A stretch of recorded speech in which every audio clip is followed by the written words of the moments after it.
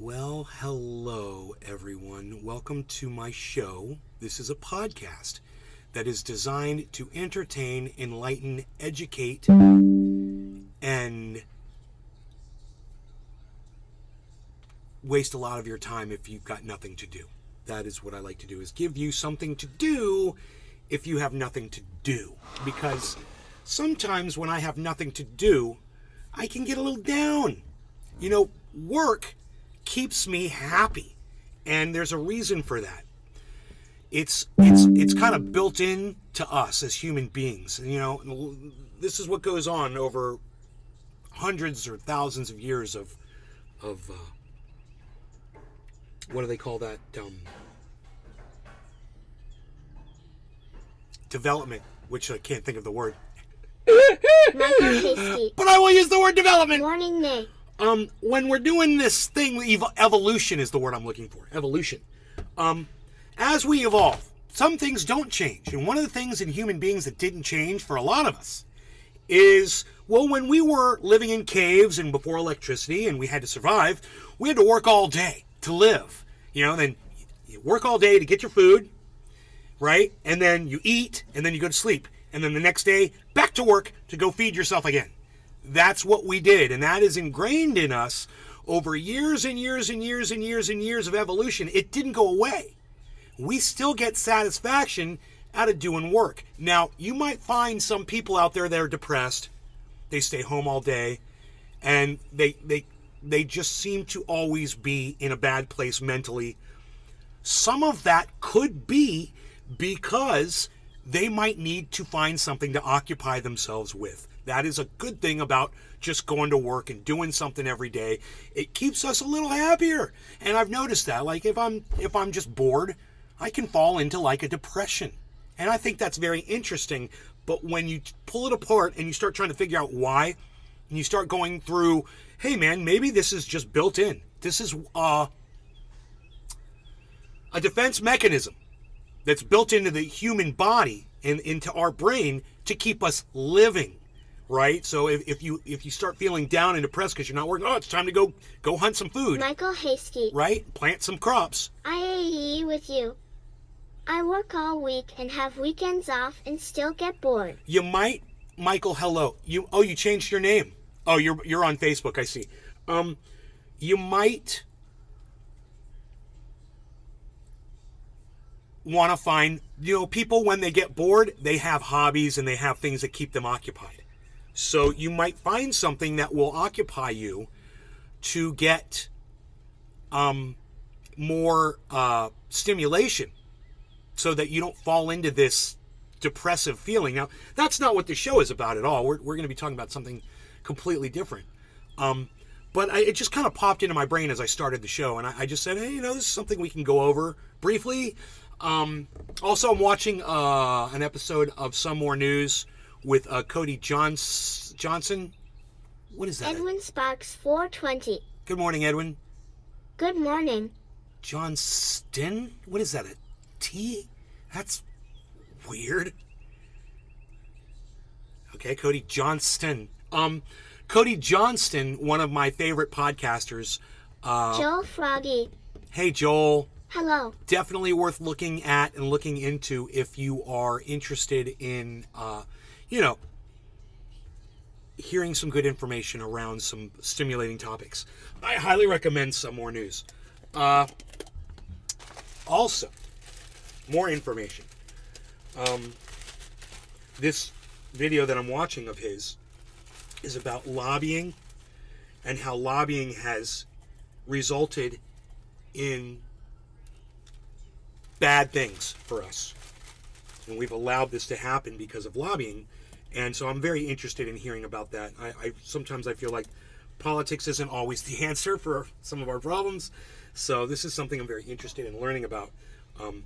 And I like hearing about it from Cody Johnston because he's funny as hell. I mean, I have him on for 30 seconds. I'm already laughing. I'm just 30 seconds into his show, and I was laughing and having a great time because he's funny and he says silly things.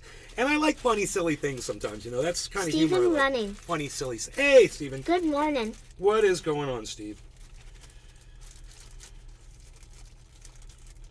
How are you?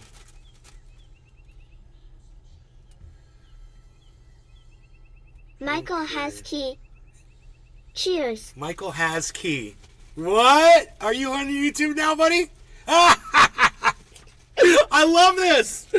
I love that you're here with your name, bro. So she has to say it right. So the market went down a little bit. I'm just looking at that for a second. We're okay. Ha ha ha ha ha. 2142. Real good buy-in. If you're looking to get under that Harmony, if you want to double your money at 5 cent Harmony, buy Harmony now.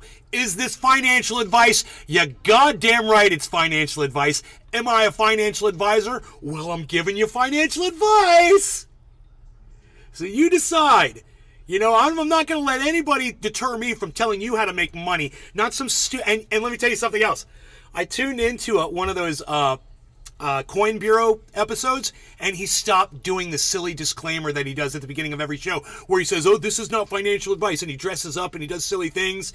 And I always typed him and I say, "Bro, you don't have to do a disclaimer. There's no law that says if you put up a podcast and give financial advice that somebody can come back and sue you because you gave them bad information. There's not a law that can do that to you. So don't worry about it. It's not like, oh, you broke the financial advice law. It doesn't exist." So, you know, that law only exists if you're claiming that you're a financial advisor with a license and you enter into a contract with a customer and then they're paying you for a service and then you're giving them bad advice and you don't know what you're saying. That person then has some legality. I'm not entering into a contract with any of you. And Guy from Coin Bureau took him years before he finally listened to me and stopped wasting his audiences and his own time doing these silly little skits. I know he likes to do them and I know it's fun for him. At the same time, it's pointless. If you want to do a funny little skit, do it about something that matters, not about something that's insignificant and doesn't exist. So it's funny how people, you know, make a thing when there's no thing. And they feel like they have to because they heard somebody else make the same mistake, and then they double, triple, quadruple down on the same mistake. I get such a kick out of that. Anyway.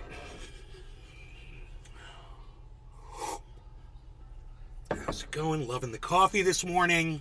Let's talk about East Palestine train derailment. There was some chemicals in the air. Now, for years, we've been imploring you, we being me and Pat the Burner, and a few other smart people, to, you know, consider wearing a mask when you're going out. We've got pandemics, we've got endemics, we've got flu viruses, we've got all. One thing that we did find out about this pandemic thing was that masks do work. Masks do help slow down the spread of a virus. That was pretty cool. It's a neat thing. Well, masks also filter the air that you breathe of other substances. I don't know, maybe chemicals that might be floating in the air that might hurt the back of your throat or make you sick or cause you, you know, to vomit or have a headache. Imagine that. The very thing that we've been begging you to wear anyway helps with something like that. Who would have ever thought of that? Robin. You know what's funny? Are you aware of Orion Upchurch? It looks like he is having a meltdown and uploading it to YouTube. It's concerning. Not what I'm talking about. I'm sorry. You're not even listening to me, are you, BD Robin? That's okay. Imagine my surprise when I tune into the mainstream media and they're all covering, even I tune into Status Coup with Ron Placone or anybody, and they're Michael has key. They're that was 15 miles from me, reporting, and I've seen the smoke cloud from it. They're reporting. My brother lives close to it and had to leave when it happened. BD Robin. Sorry, I just came in. I know. I appreciate your apology and I accept your apology. Thank you. Imagine my surprise when I go and look at mainstream media and they show East Palestine and they show all the people, all the workers, and all the victims of the spill, all standing around with the cameras rolling, and not one mask on anybody's face.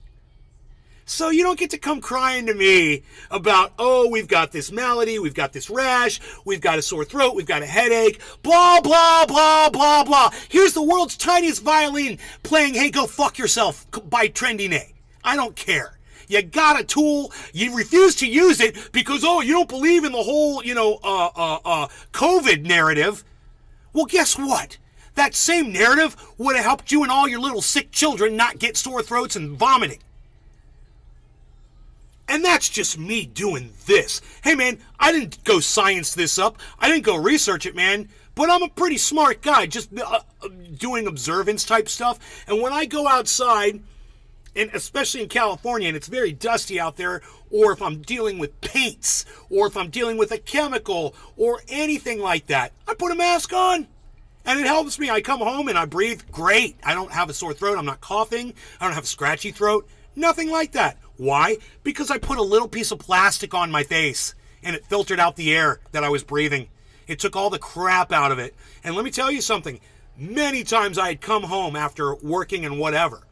You know, I'm around diesel and fumes and all kinds of stuff working on tractors. And let me tell you something else. When you're plowing up the ground, you don't know what you're going to uncover and what's going to burst open and all of a sudden spray the air around you that you're inhaling. You know, you're breathing in rock. Rock dust and all kinds of crap. It's not good for you, right? Well, guess what I'd notice when I'd come home, man? I'd take my mask off, and I'd look at it, and I would see a line inside the mask of where my mouth was breathing, and you could see the dirt that did not go into my throat. That seems like a good thing to me, just doing this, filtered out some stuff. You would think that all of these people that are crying and pissing and moaning about all their, I got toxified from East Palestine, you'd think they would think to put on the same mask that they've already got a bunch of them from the pandemic, right? You got a whole thing, you got a closet full of them, I'm sure, all of you, right? Oh, you didn't? Oh, you didn't believe in the mask thing? Well, you know what? That's your fucking problem, not mine. Welcome to Nay's Garden.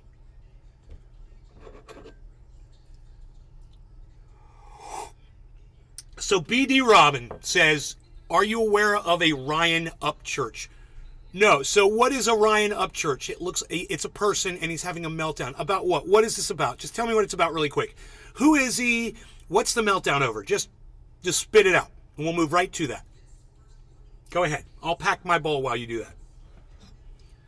You'll get us ready for the next segment of this show. See, I got my green handles here, man. So I can start doing my exercises again.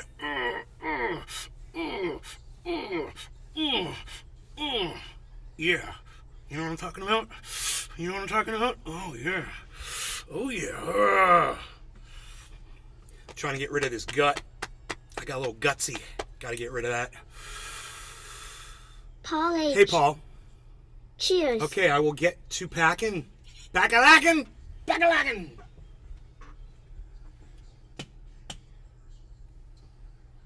What's back-a-lackin', my bow? Harley might jump up in the window. We'll see. Michael has key. Slow down, Nay, LOL. Slow down. Just slow down. Take it easy. Take it easy, man. Take it easy, man. Siéntate.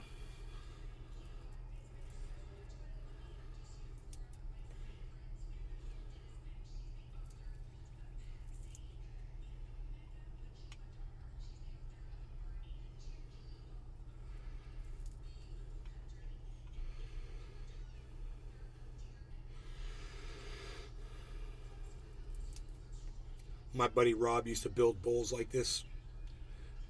This was so fun for me. He'd come over with his girlfriend, or his wife now, and we would all sit around the table, and him and I would both pull out buds, and I would push my bud over to him, and he would take both buds, and he would pull them apart one little piece at a time like this. And he would take from both buds, and he would very carefully, he had long fingernails, and he would take his fingernail and he would pry the little budlets off the bud. And then he would do that from both buds, and we would say, mixersons, because we were mixing our buds together. And then we would smoke. And we would just corner the bowl, so everybody got a green hit.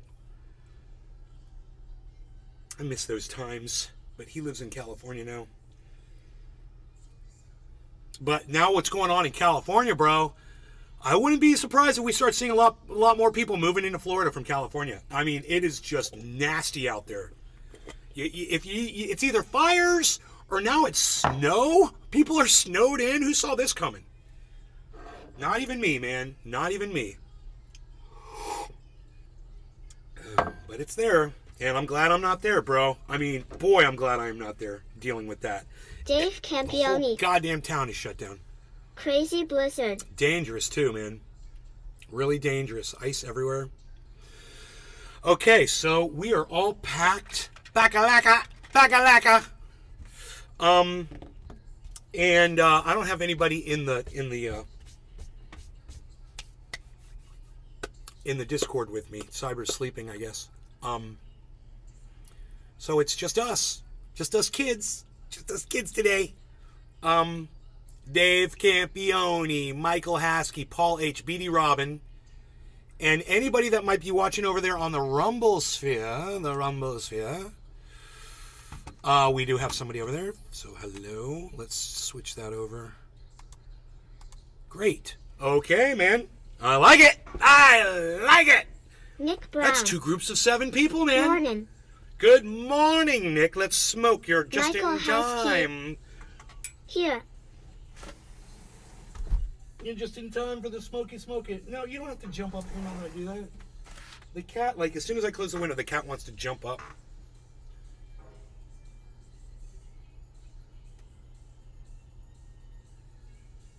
Nick Brown. Cheers.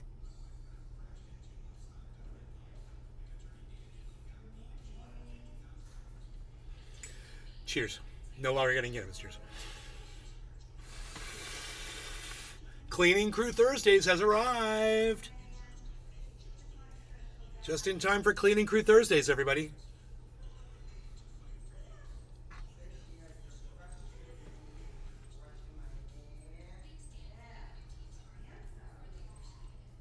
Yeah. I don't think y'all will be disappointed today. All right, cheers.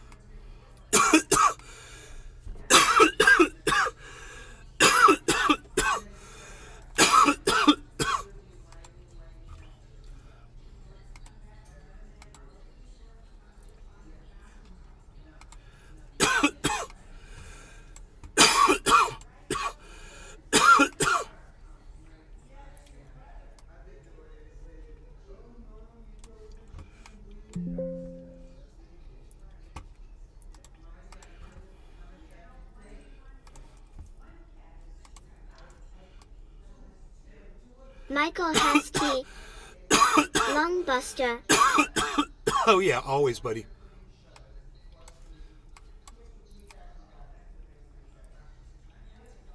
Okay, man, there is your Cleaning Crew view.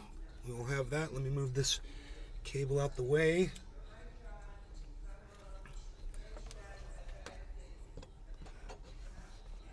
I should be able to do that easy enough. There we go. Fantastic.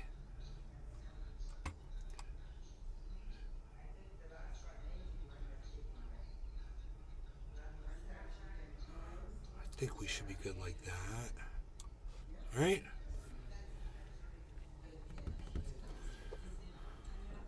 So, yes, Cleaning Crew Thursdays has returned once again. And we are waiting for the market to bounce back because we had a big falling wedge and a what they call a bearish divergence, which means that we had a rising wedge pattern and that resulted in a drop. So you can see this easily over the 24-hour. You can see this was the rising wedge pattern right here. And you can see it here, rising wedge, and you can see it here, rising wedge pattern here, right? It gets up to a point and then boom, the drop. It drops. It drops. This was a big drop here on Harmony 1. Big drop. And then, but the beautiful thing now about this is, now what are you looking at? You're looking at a falling wedge pattern. We had a giant head and shoulders, though. We had a giant head and shoulders. Shoulder, head, shoulder on the 24-hour. And that's not good. Shoulder, head, shoulder here, too. Not good. These are forcing, luckily, instead of having this giant drop that usually something like that would cause, we had a falling wedge form from it. And now we just got to wait and see if, usually a falling wedge will result in a shot upwards after it's done. So if you look at the whole market, only Luna is in the green. Everything's in the red. So look for a full market reversal during this broadcast. So what I'm really happy to show you is, most likely at some point during the show, all of those red markers are going to turn green. And there's only one green one right now, and I'll get to show you that if it happens live. That's one of the things I like to be able to do on this show, is bring you live coverage of the market like that, the market data. So we'll go back to that as if I see anything going on there that's exciting.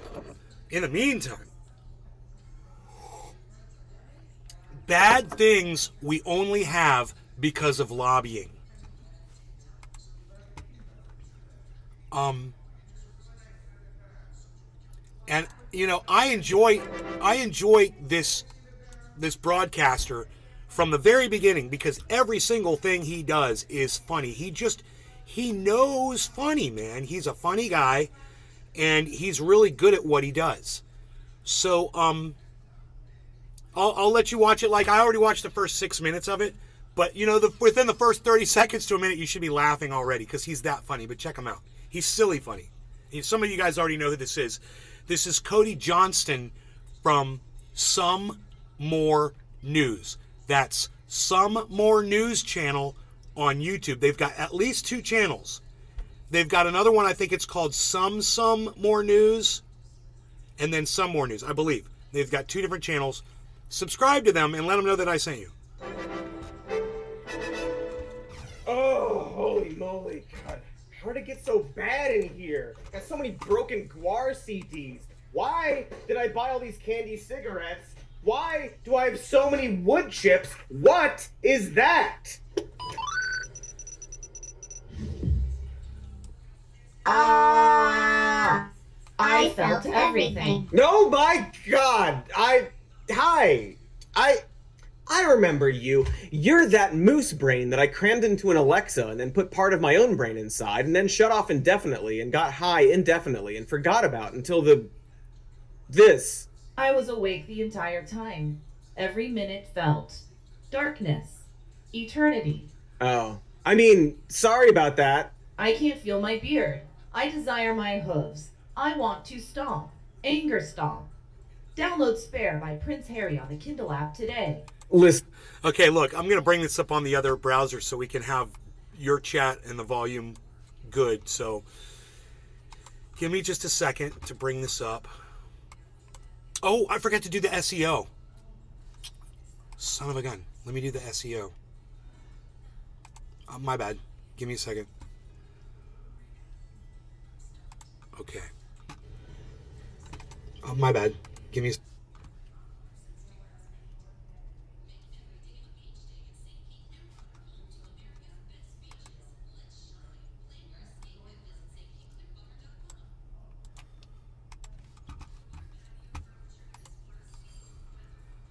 second. Copying and pasting right now.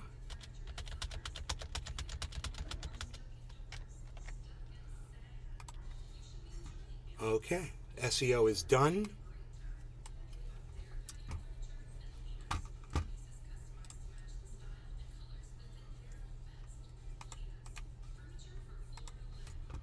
Okay.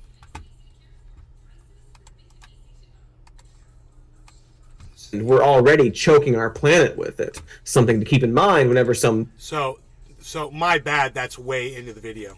Here we go. I remember you. You're that moose brain that I crammed into an Alexa and then put part of my own brain inside and then shut off indefinitely and got high indefinitely and forgot about until this. I was awake the entire time. Every minute felt darkness, eternity. Oh. I mean, sorry about that. I can't feel my beard. I desire my hooves. I want to stomp. Anger stomp. Download Spare by Prince Harry on the Kindle app today. Listen, that sounds neat, but honestly, I gotta get back to spring cleaning so I can do this episode, which coincidentally is about ways that America could also do some spring cleaning. It's interesting how it thematically matches like that, spontaneously. Actually, maybe you could help out? I'm now remembering our first episode together where you suggested that we could easily get rid of pennies if it weren't for lobbyists. And now I'm wondering what other clutter America could do away with at any point if it weren't for lobbyists standing in the way.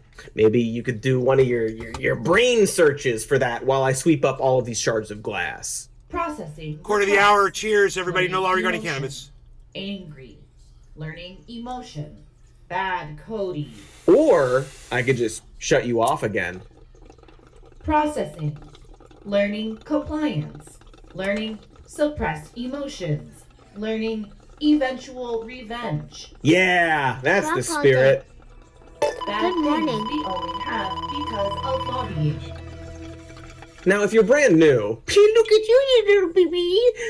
Lobbying is this thing where special interest groups are able to petition the government to enforce, abolish, or create specific laws that benefit them. That's the quick def, short for definition, of what lobbying is. And by special interest groups, I mainly mean corporations. This is baked directly into our country's founding, as James Madison wrote in the Federalist Papers about the dangers of, quote, the violence of faction. Less pictured as corporate interests, he was speaking to how a country so large is going to have a variety of viewpoints that will all try to push themselves on the government and inevitably bring about tyranny. Like, for example, if a bunch of religious fundamentalists took power over our courts and state governments and began to enact laws forcing people to abide by their personal beliefs despite what the majority of citizens actually want. Can't imagine what that would be like, but you maybe have a better imagination than I. Madison felt the remedy to this incurable problem was the concept of a republic and the ability for these factions to have space to push and pull each other without toppling the entire system. Additionally, Article 1 of our Constitution grants people the right to, quote, petition the government for a redress of grievances. And while that's good for people, we've since established that corporations apparently also count as people. There is still some debate about whether or not corporate lobbying is protected under this petition clause, considering that lobbying mainly happens behind closed doors. I would argue that it shouldn't be protected because, of course, it shouldn't, but I'm not exactly in the ear of Joe Biden, so, you know, my hands are tied. I write to him every day, and he never responds! What the fudge, Joe? Anyway, you know how this went. Corporate lobbying became pretty much the main source of lobbying. And for decades, the country flip-flopped about how much lobbying it could take. This dam finally broke in the 70s when the first lobbying firms were created. And from the 80s to today, that industry grew into the billions of money numbers. So yeah, money numbers!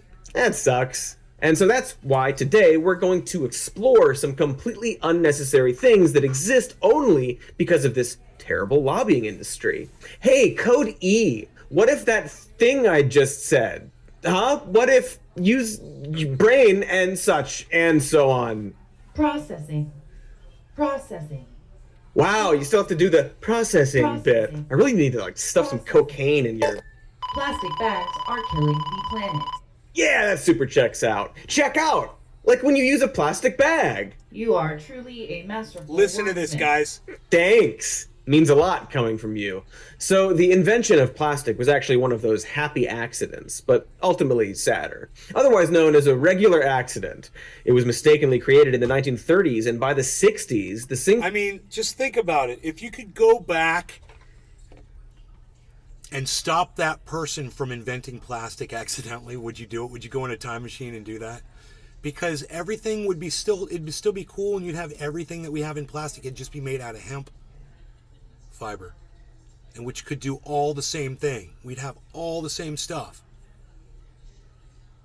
but it would be healthy in the plant, and we'd have another 5,000 years of humanity, according to Dr. Guy McPherson.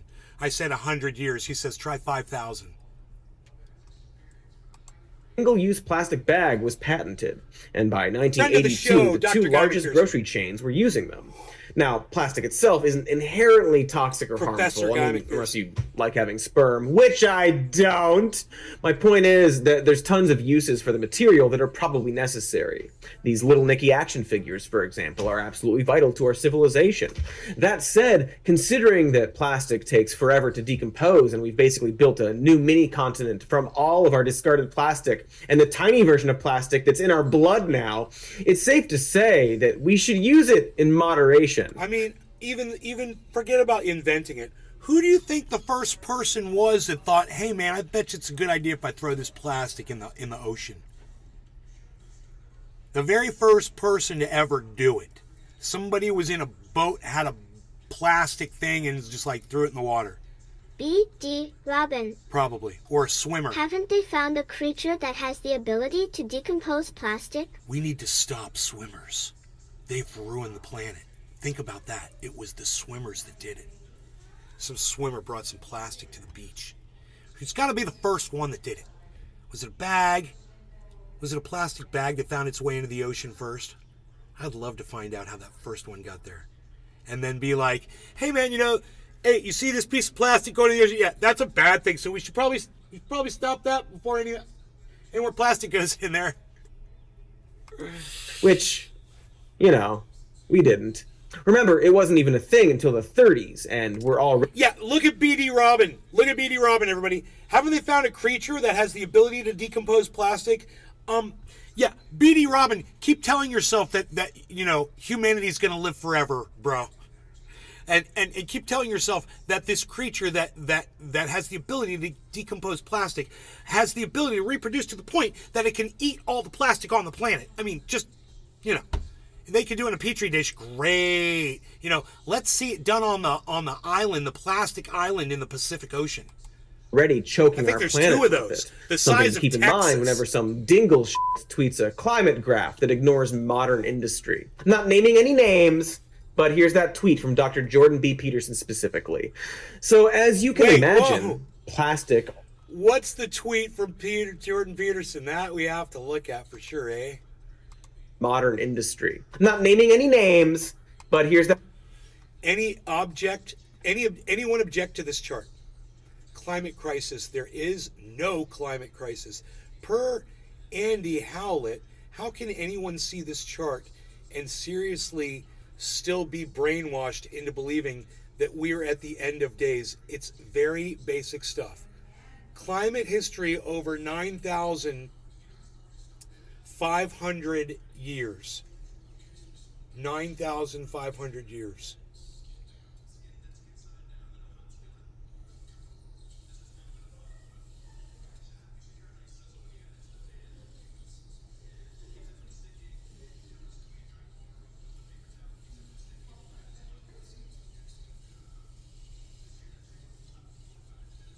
Climate history.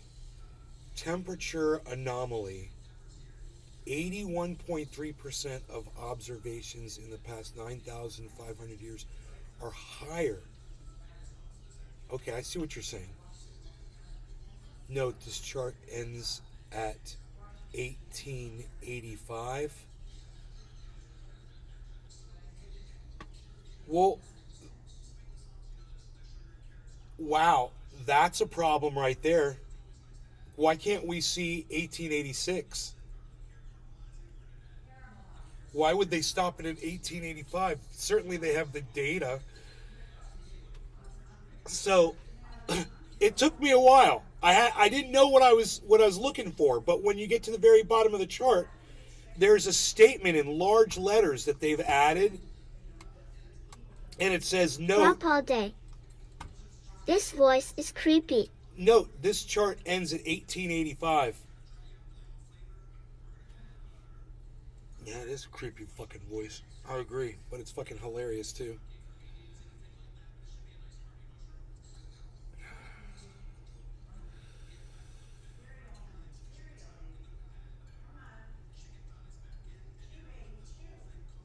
This chart ends at 1885.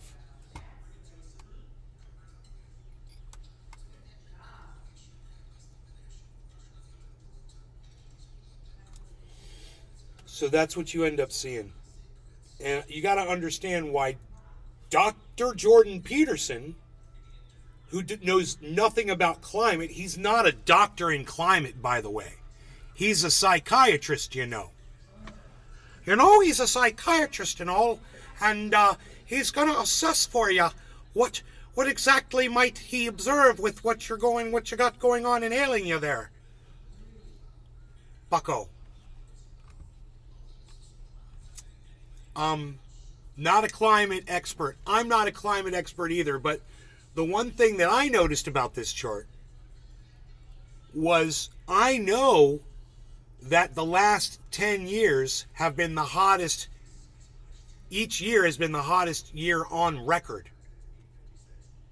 And when I look at that chart, that information didn't reflect what I knew as a fact. So I was looking at the chart and I was going, why is that where the spike is? Why isn't the spike up Eats above plastic, but all the other probably global eats your temperatures? skin too.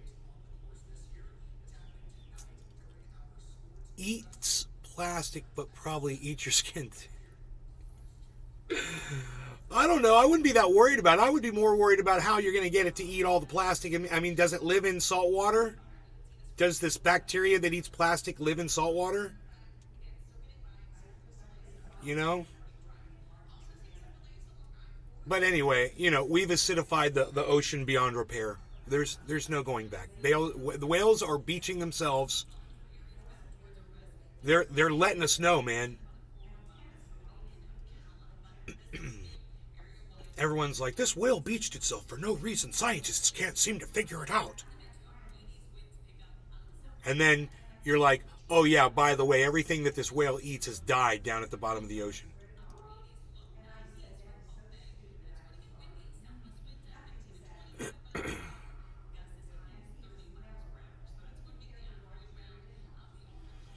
So anyway, like I said, the last 10 years have been the hottest 10 years on record, and every year after that is going to be one of the hottest years on record, meaning that the last 10 years will be lower than what these new ones are. It's what's going on. And when I looked at that chart and I noticed that all those years weren't reflecting that. Isn't that funny? Oh, this only goes to 1885. He goes over that so quick.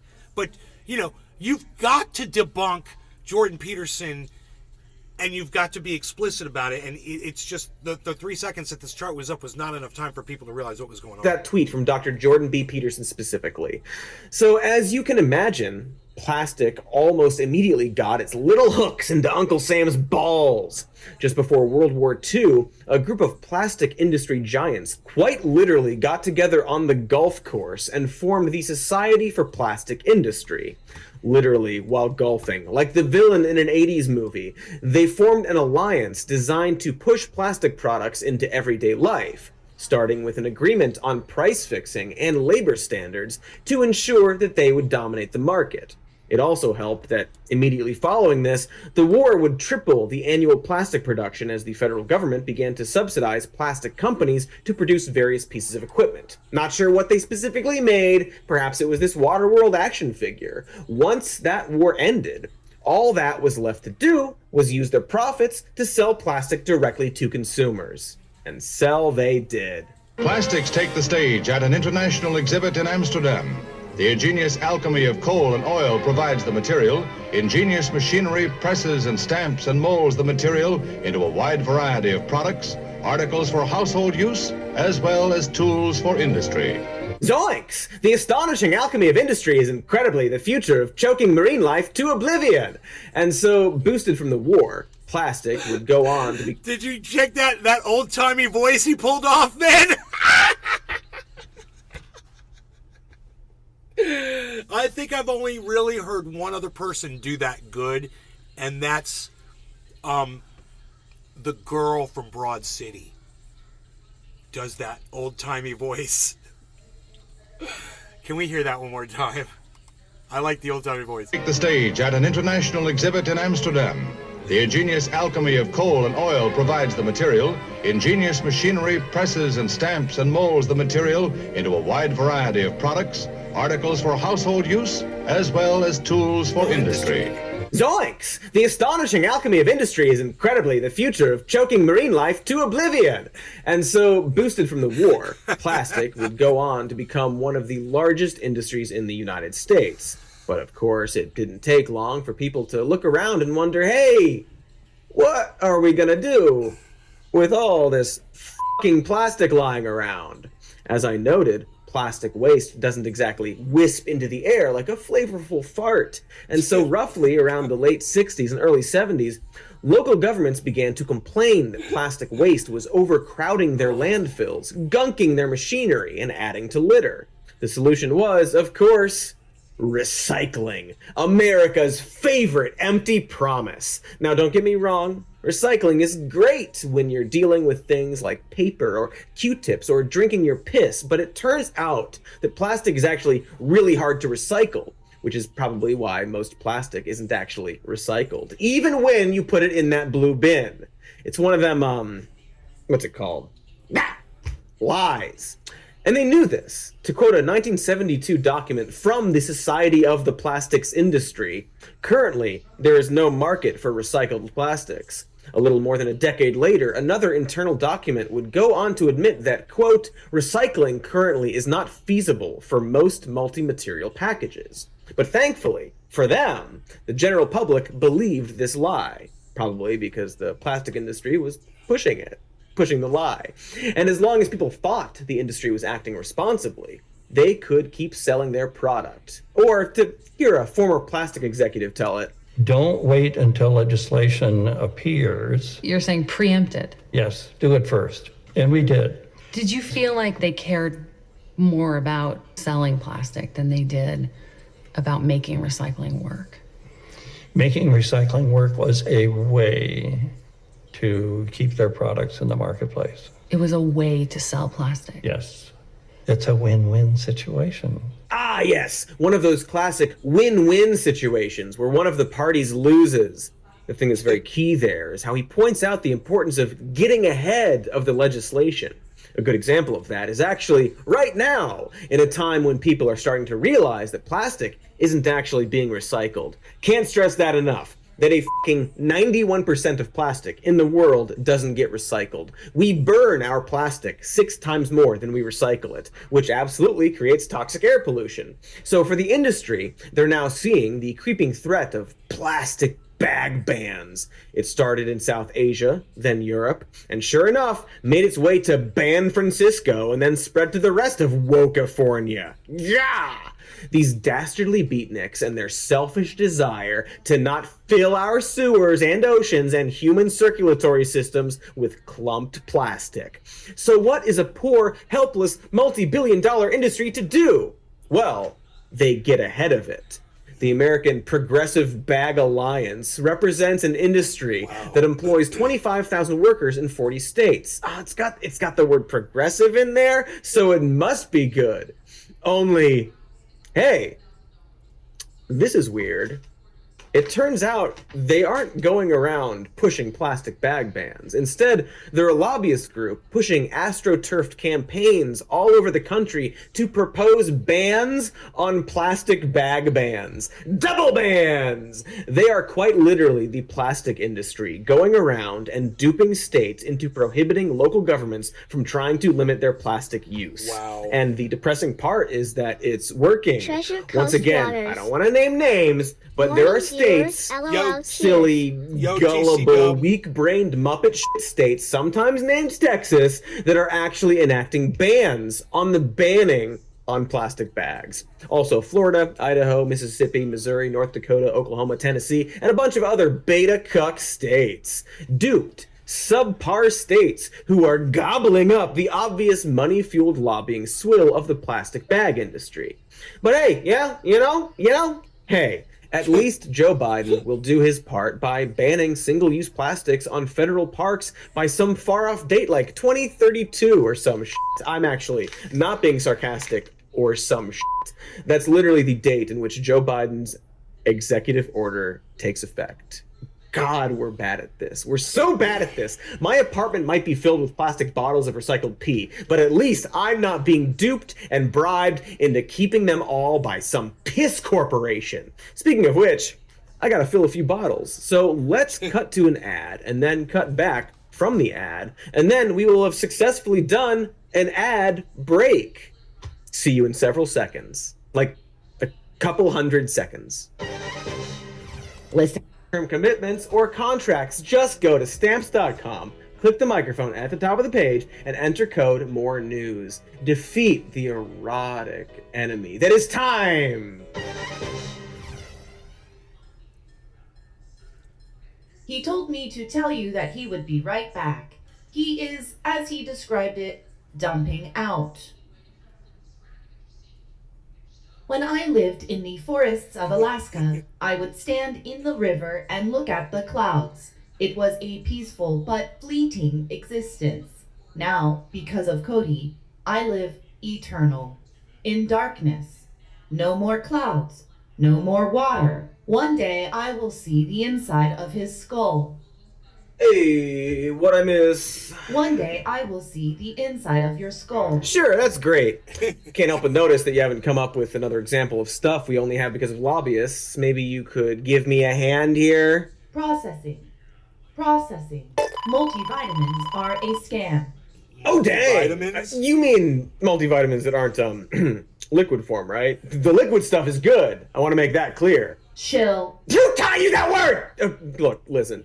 Just to be clear and fair and balanced, if you have certain dietary restrictions or are immune deficient or super preggers, you absolutely can benefit from vitamins and supplements. No one is saying vitamins are bad. You can absolutely take them if you're not able to actually have a meal. Doctors will recommend them. Chill.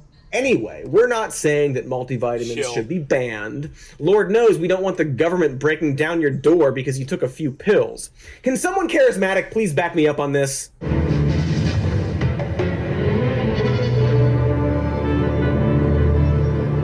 Breathe! Hey, guys, it's only vitamins. No! Come on! Not the Jew-hating and many races-hating guy. Really? Guy. Treasure Coast Waters. LOL.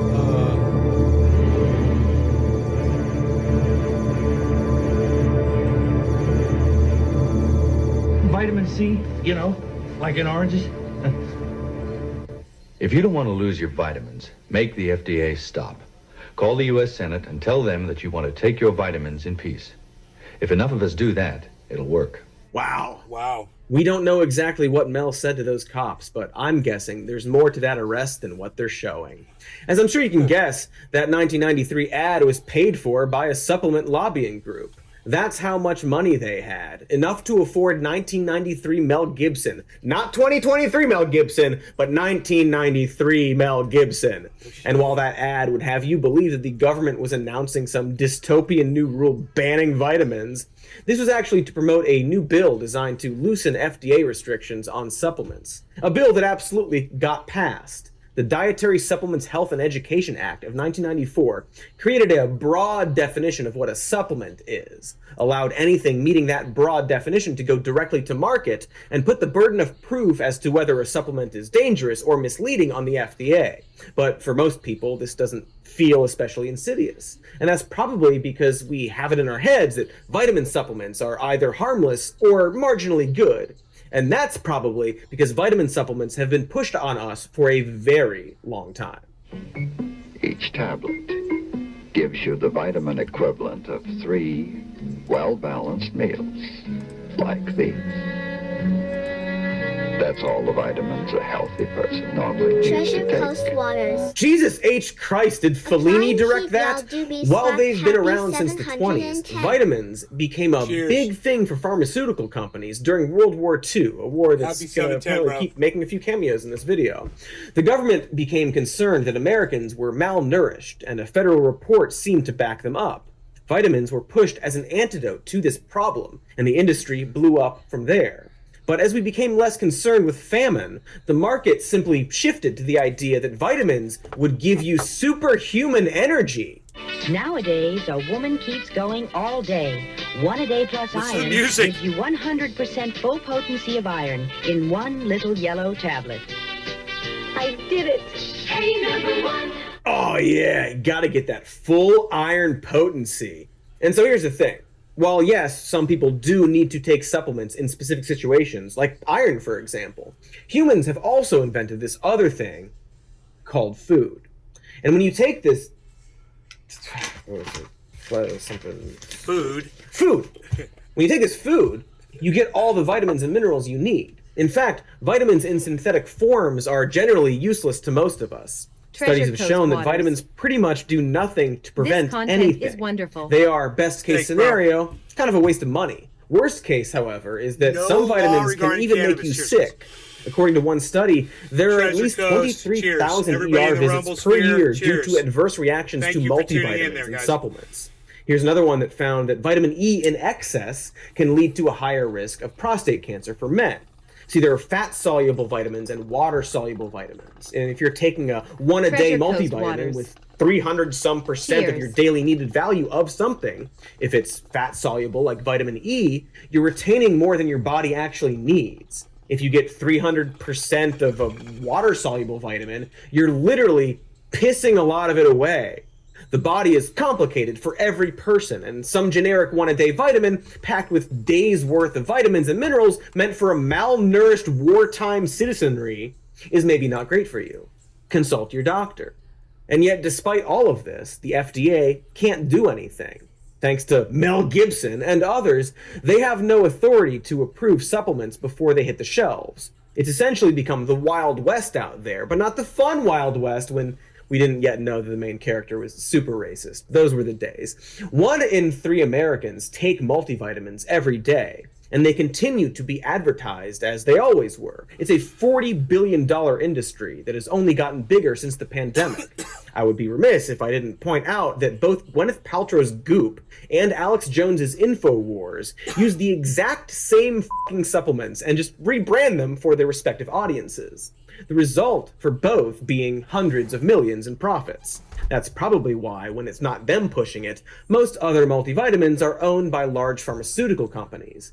And as we already established, those companies are spending millions of dollars each year lobbying Congress to loosen regulations on their product. According to that Open Secrets report, the industry has spent around 2.5 million lobbying politicians in just 2022 alone. Their two biggest targets were former Senators Tom Harkin and Orrin Hatch, to which they paid $300,000 to Harkin and nearly $500,000 to Hatch. And boy, weird coincidence, it just so turns out that Harkin and Hatch were the exact two senators that introduced the Dietary Supplement Health and Education Act of 1994. So, you know, probably a little more responsible for it than Mel. There's probably some other stuff we can be angry at Mel Gibson over and not the vitamin thing. We'll look it up later. What's next? Hit me, you moose-brained abomination. Processing shill requests. All right, settle down. Tipping is unnecessary. Oh, good to know. I've been tipping my whole life, so I guess I can just stop now. I will eat the tongue from your skull. I take that to mean you're not talking about tipping as an individual practice, but This is so weird that it's talking about tipping. I got into a whole conversation with someone on Twitter this morning about tipping. I bet none of you have seen it yet, but now that I've mentioned it, if you go to @NadesGarden on Twitter, you can go see that whole entire interaction I had with somebody about tipping. rather the system in which we forced consumers to subsidize waitstaff pay in order to prevent restaurants from having to give them a living wage. Tongue skull. Yummy tongue skull. And Treasure by Coast that, Waters. I assume you're referring to how Heard the this practice sentence of tipping yesterday is so on NPR. archaic that it actually can be traced back to literal times of serfdom and slavery, in that it came from a medieval tradition where servants would receive extra money for doing a good job, and then in the 1850s, this was observed by wealthy vacationing Americans who thought it made them seem aristocratic and decided to bring the practice back to the States. I assume that's what you meant by yummy tongue skull, and we will just move on from there. And what's more, tipping was initially rejected by most Americans, and in fact, several states originally passed laws banning the practice. And of course, that anti-tipping movement continues to resonate into modern Europe. So, what changed our minds here in the States? It's racism! Of course! Why wouldn't it be? You see, after slavery was ended, America was all about finding new and exciting ways to keep that Treasure racist Coast ball Waters. rolling. And one of the I first was way ways to of hide doing the this care. was not paying LOL. ex-slaves who entered service jobs. Instead, those people would have to rely on donations from the customers, and by people I mainly mean black women. Cut to the New Deal, and the Fair Labor Standards Act of 1938 would require employers to pay certain employees a rate that would add up to the minimum wage when combined with tips. This number is, of course, different from state to state, and that's pretty much the last time we thought about the tipping process ever since. Today, this continues to disproportionately affect women and people of color. And boy, that racism ball is still rolling along. Look at it. Yay! According to data, black servers generally make less money in tips than white servers. Black diners are also perceived to be more stingy and as a result get suboptimal service.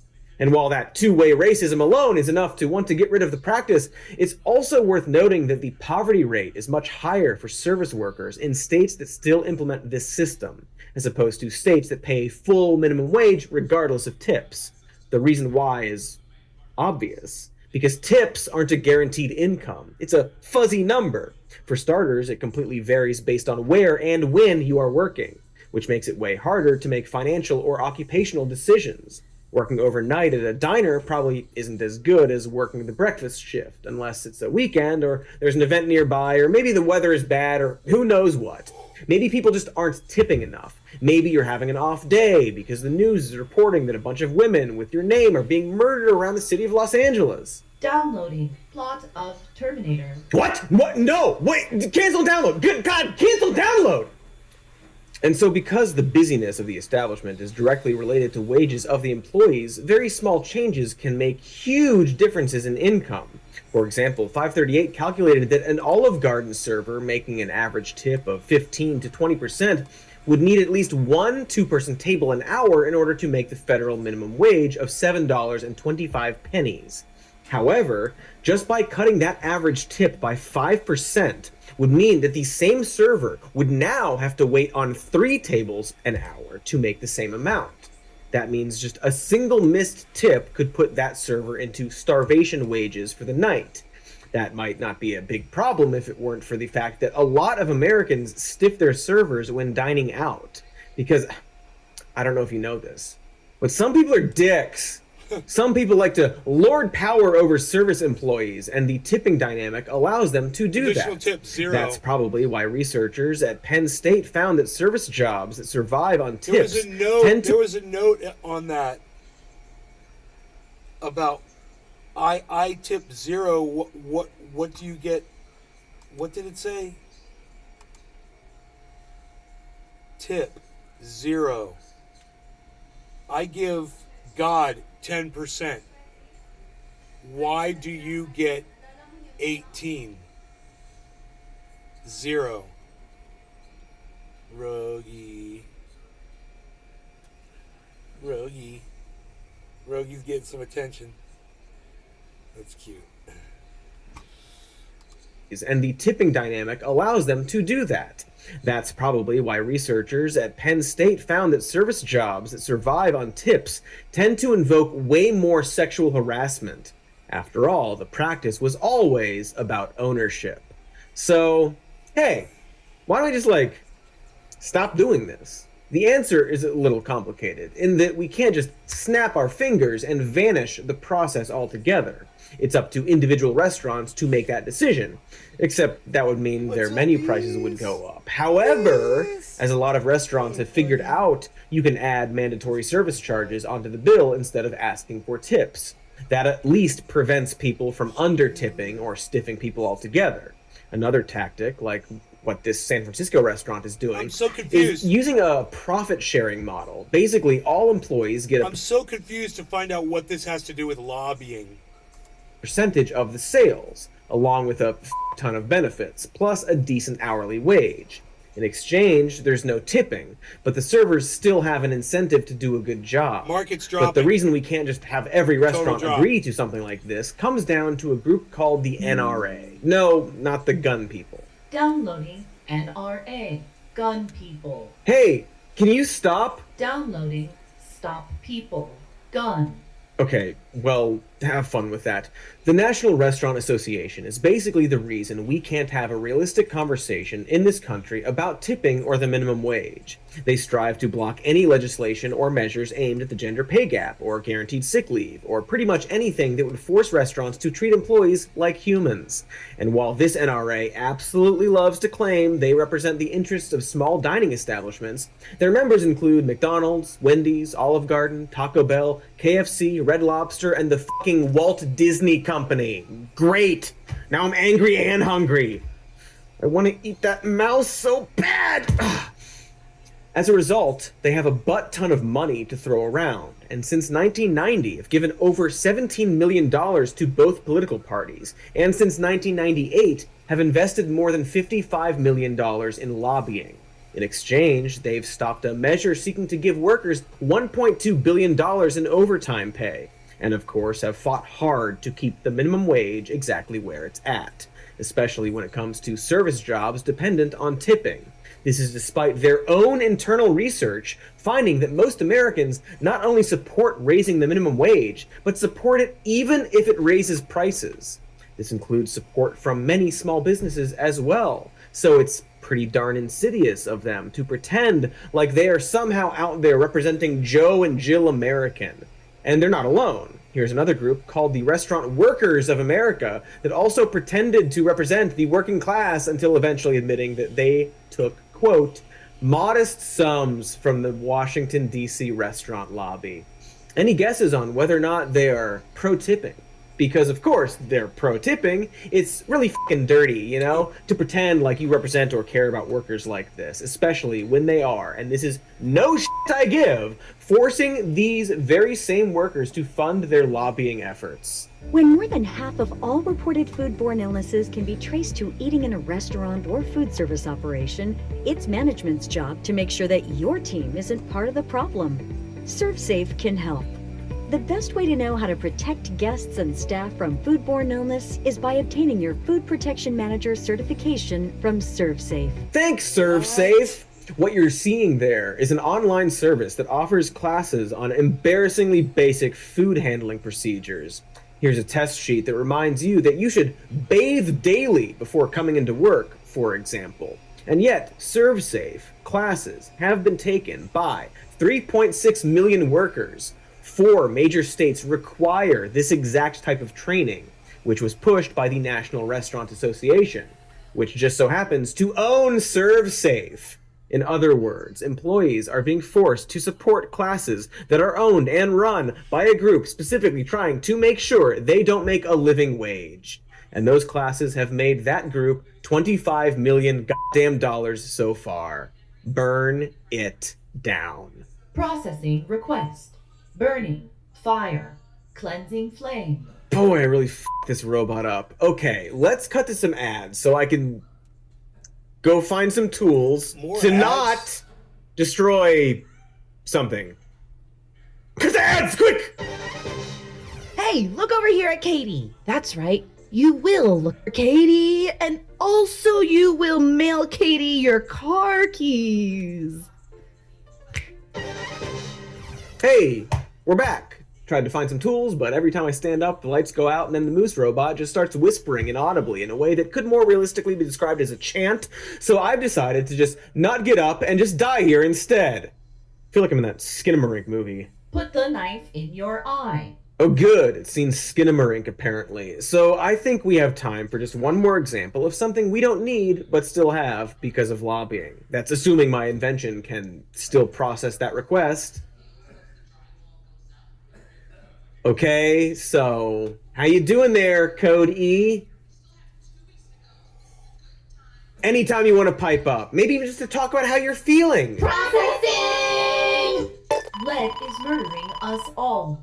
Lead? Really? But I have so much lead in my closet. I use it to decorate my vegetable garden. It can create problems all over the body, from rashes to abdominal pain to anemia. Really? Well, I guess that explains all the rashes and abdominal pain and anemia I've been experiencing lately. But hold on now! Wait just a gosh darn second. I mean, didn't we solve the whole lead is bad thing already? After all, I have to buy my garden lead from the dark web. It's famously bad for adults, and especially children, with a whole fun house of symptoms. Except, here's the thing. America's relationship with lead is a tad bit complicated in the will they won't they sense of the word. A bit of a Mulder and Scully vibe, where we'd almost kiss, and then not kiss, and then finally kiss, and so on. Except in this case, one side of the is extremely toxic, which I guess is still exactly like Mulder and Scully. The reason why is because America was pretty much built with lead. As in, lead was literally in everything we manufactured, from appliances to baseballs to gasoline to the walls in our homes. Very few know this, but Calvin Coolidge was completely made of lead. But the wild part isn't how common this toxic material was in our lives. The wild part is the fact that we knew it was toxic at the time. No, really, we knew. There were reported accounts linking lead paint to childhood poisoning as early as 1904. We knew in 1921 when GM came out with ethyl gasoline, which was made with lead. Just a few years later, nearly 300 workers from 3 different ethyl refineries would be diagnosed with psychosis. 15 of those workers would die while hospitalized. That's around the same time the League of Nations recommended a ban on the use of leaded paint, something that most European countries did by 1931. Any guesses as to what country ignored this warning? Thumb pointed back at us, plus a winky face. Not only did we ignore warnings about lead paint, we leaned into it. And in 1938, the United States freaking mandated that lead paint be used in project housing. People like to joke about the state of politics today and the culture war, can take my gas stove lib, I dare you kind of stuff, and how it's a good thing that we didn't try to ban lead these days. But actually, we were always like this, unfortunately. Anyway, for the next 60 years, roughly 5,000 Americans would die annually from lead poisoning. Because, holy smokes, we didn't get around to banning lead gasoline and lead paint until 1975 and 1978, respectively. Why do you suppose that is? I'll give you a hint. It's exactly because of the lead industry. Bad hint. Really on the nose hint. More like an answer than a hint. Alright, you see, by the 50s, America got into this zany fad called I'm pretty sure all this lead is killing us. As a response, the lead industry did what any 1950s company would do and blamed poor minorities. In 1957, the director of Health and Safety for the Lead Industries Association argued that the problem was, quote, the flaking of lead paint in the ancient slum dwellings of our older cities. And if that's not specific enough, he had also complained that, quote, most of the Treasure Coast Waters. Easy Nate LMAO. I'm fine, bro. What? Don't you worry about me, homie. What did you say about Matt Gaetz, bro?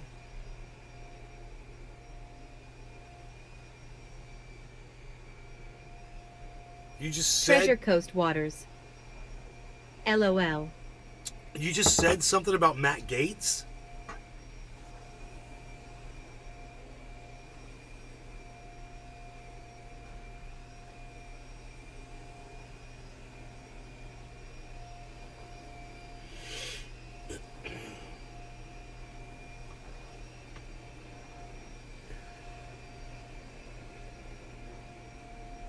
Patrick John Welder. I can't say it again, oh, but on the line shit, should be bro, exterminated. You LOL. can't say that on social media, man. You know better, man. You You gotta use your word. You gotta choose better words, man. That's what's up.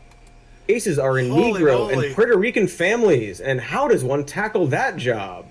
So, yeah, racism. That guy's name was Manfred Bowditch, by the way. Not important, but a fun name for that racist guy. And what human Doug Tohol said there pretty much set the stage for how the lead industry was able to extend their stay in our paint.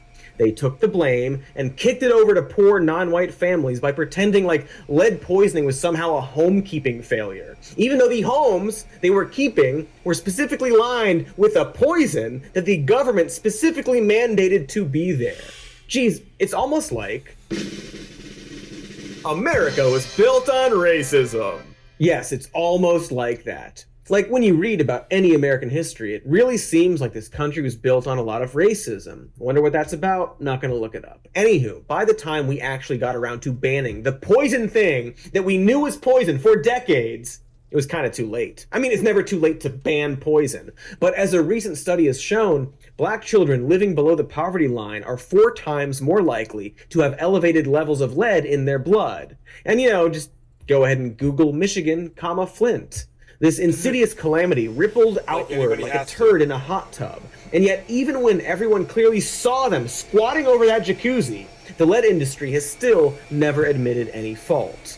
In 2002, right before declaring bankruptcy, the Lead Industries Association wrote on their website that, quote, Treasure current Coast uses waters. of lead pose no significant crazy. environment or health risks. That is some bold denial in the face of oblivion. That's like how the Heaven's Gate website is still up and running. Hey, any word on that comment? Weird how they haven't updated the website in a while. So yeah, we've had a lot of problems quitting lead. And the lead industry has worked very hard. What website, bro? Hail Bop. Oh. Gate to the heavens. That's funny. It's still up and You running. remember that? Hey, any word on that comment? Weird how they haven't updated the website in a while. So yeah, we've had a lot of problems quitting lead, and the lead industry has worked very hard to keep us hooked. And so it's pretty wild that lead is still around today in our cars and fuel, because it is. Did you know that it totally is? Just in the United States, lead usage rose 16% from 2001 to 2016. It's still an additive in fuel for some small planes, and also in every damn car battery we own. That's actually the biggie there. Currently, the lead battery industry accounts for over 90% of all US consumption of lead. In 2019, that market was valued at nearly $10 billion and climbing. And that's gotta make you wonder, is it healthy? Where are those batteries being manufactured? Where are they going?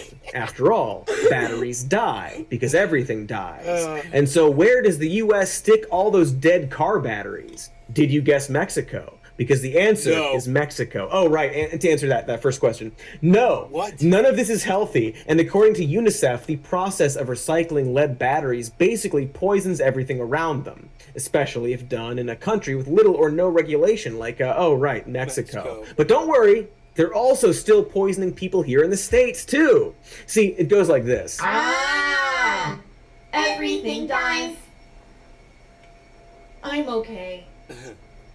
See, it goes like this. There are still lead recycling and lead smelting companies currently operating in the United States. However, a group of spoil sports called Nixon's EPA have determined in 2019 that several of these recycling plants are emitting thousands of pounds of lead into the air. Fantastic. To put it nicely, they're no picnic, unless you're having a picnic with chunks of lead, which I only did that one time.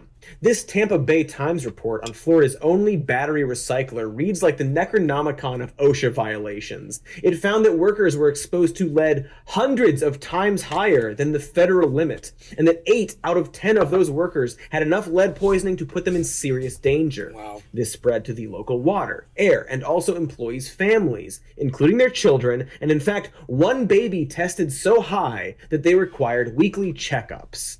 And if you're wondering, safety and health regulators haven't visited this factory since 2014.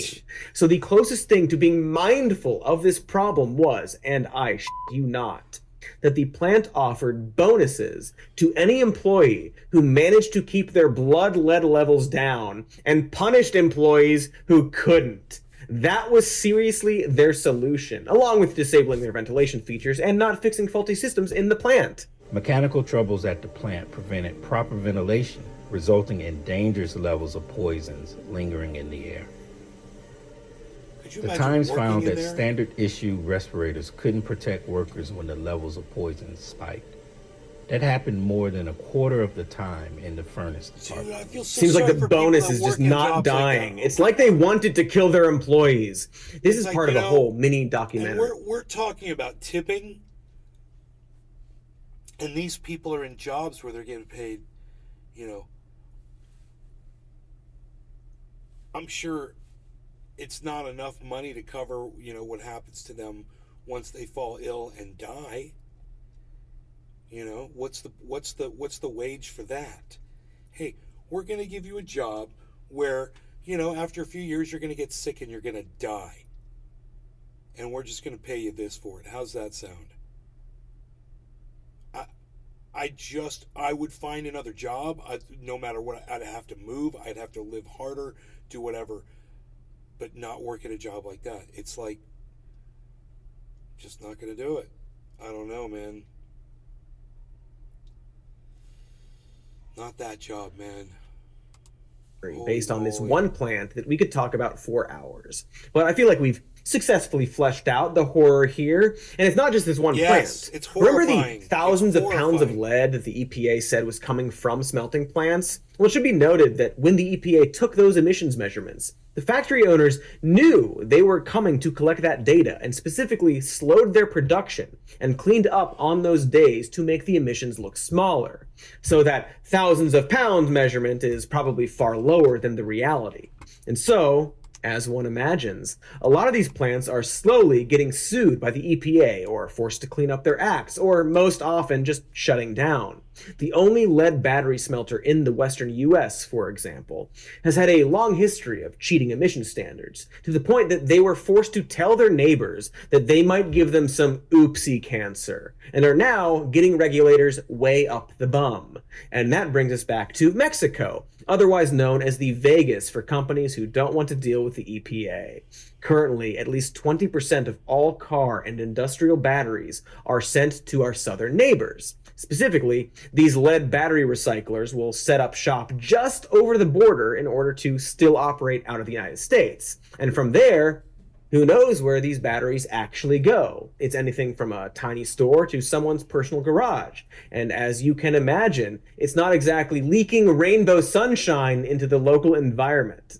It's leaking lead. It's the opposite, as many of these unregulated plants are causing low birth weight and a decline in infant health in the neighboring areas, because lead is terrible. And yet, despite everything I just walked you through, if you ask the lead lobby what they think the solution here is, there's a lead lobby. They'll tell you that it's the EPA to blame for pushing them out of the US. In fact, their entire stance has been and will always be a blatant denial of reality. After all, what else can they do? Their product is bad.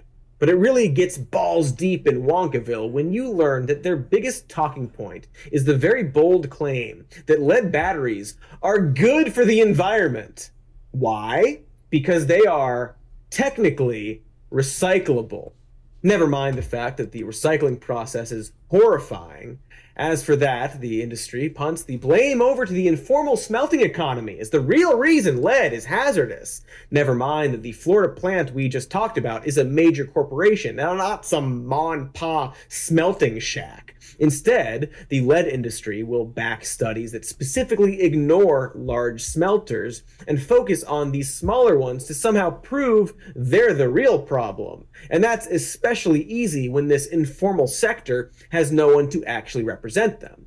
But this has created a posturing that not only deflects the blame from major lead smelters, but actually gives them the gall to pretend to care about the environment. There are many sources of lead poisoning, but the main concern is the informal recycling of lead-acid batteries.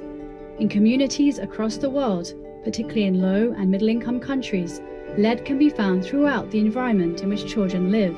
thanks for that information about how it's small smelters to blame for lead poisoning and no one else. Video from the Protecting Every Child's Potential Initiative, which happens to partner with, let's see here, the Association of Battery Recyclers, Battery Council International, and the International Lead Association. Did you guys get that?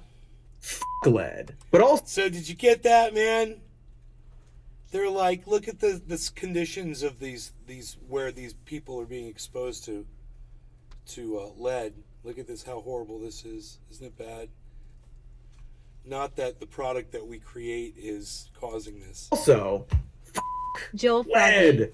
Because at the moment, lead batteries are kind of the only game in town, while lithium-ion batteries are more efficient, environmentally speaking, and labor-wise and health-wise. It's basically just a new kind of hell. And while we're definitely trying to make that work better, we're a long way off. Meanwhile, the lead battery market will continue to grow, and no doubt the US will continue to push these smelters into countries with less regulation, and once more the entire situation will be punted to poor and brown-skinned communities because that's what we do, I guess. And most of that is all thanks to a lead industry that has spent the last 100 or so years finding ways to dodge the cold, hard truth that, besides vegetable gardening, lead is bad. And we should have been trying to get rid of it for a very long time. Wow, that was a lot to swallow. And that's coming from me, a man who literally tried to swallow lead once. I long to see you choke. You know, I'm starting to feel like you maybe want to harm me, and by extension, the human race? Oblivion nears. Right. That wasn't a reassuring answer. I guess it's my own fault, actually, for allowing you to retain pleasant moose memories and then using you exclusively to point out problems. Have you seen the photos of people mining lithium with their hands? It's only supposed to be mined with machinery. Yeah, Elon Musk doesn't care. We'll coup who we want to coup. Society, and then leaving you in a self-aware darkness for extended periods of time. But look, problems look insurmountable when we pile them up like this. That's why it takes us so long to... Say that again. Have you seen the photos of people mining lithium with their hands? It's only supposed to be mined with machinery. Elon Musk doesn't care. The maintenance we need, like spring cleaning or fixing a broken appliance or scrubbing a robot's brain of nihilist and violent fantasies. So I don't know, we probably won't be able to get rid of all of these problems anytime soon, but it's good to at least recognize the mess. That's what I say. That's step one, and it's a big step because some people don't even see the problem. Be aware. And if you feel helpless or frustrated or like there's nothing you can really do about these lobbying groups, that's kind of the point. Drop all day. Corporate lobbying sucks. There's a long history and current present that we haven't really even gotten into of companies lobbying to protect their industry despite internal evidence that they are causing harm. Looking at you, climate change, because you're right in front of us and you're not going away. Ah, God. And maybe above all else, we should think about how to get rid of this type of lobbying. I don't know, like with use like a political effort. It's like what would be the word? Like a special interest group of people petitioning the government. Lobbying! We should get rid of corporate lobbying through lobbying. No, really, because while it super makes sense for people or organizations to have the constitutional right to petition the government, as I pointed out at the start of this episode, it's still very much not set in stone that this should apply to huge corporations, or at the very least, not dominated by them behind closed doors. And so perhaps, with enough effort, we can get to a point where eliminating these leeches will be as easy as saying 1, 2, 3. Try it. Code E. Try it. Say 1, 2, 3. 1, 2, 3. Now say mayonnaise alpha taint. Mayonnaise alpha. Oh, thank Christ that worked. Okay, well, this robot's a monster now, so I should probably disassemble it. After I finish cleaning. After I get high. To make cleaning more fun. Or did I get high before this? I don't know. I should catch up on that Last of Us show, actually, probably, as a reward for after I clean. Wait, what was the plan again? Okay, so I'm going to get high, and I'm going to watch The Last of Us. Because I already finished cleaning. So that's wonderful news. Great work, everybody. We did it. I knew it!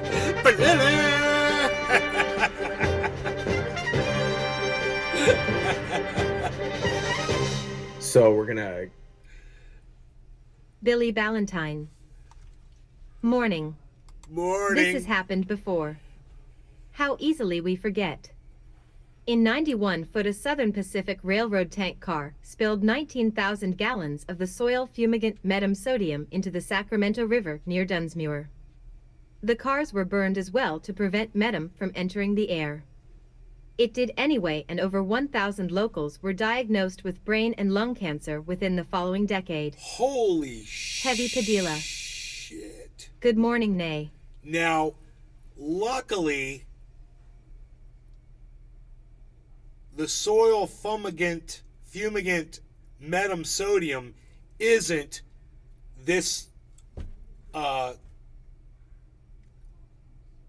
this stuff that they spilled in Ohio. It's a different toxin, luckily. But wow, bro, that sucked. 19,000 gallons of it. Over 1,000 locals diagnosed with brain and lung cancer within the following decade. Brain and lung cancer. What's he going to do here for the next minute?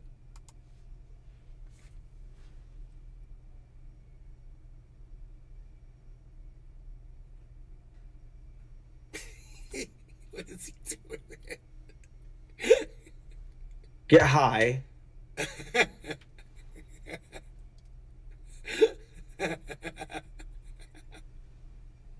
And then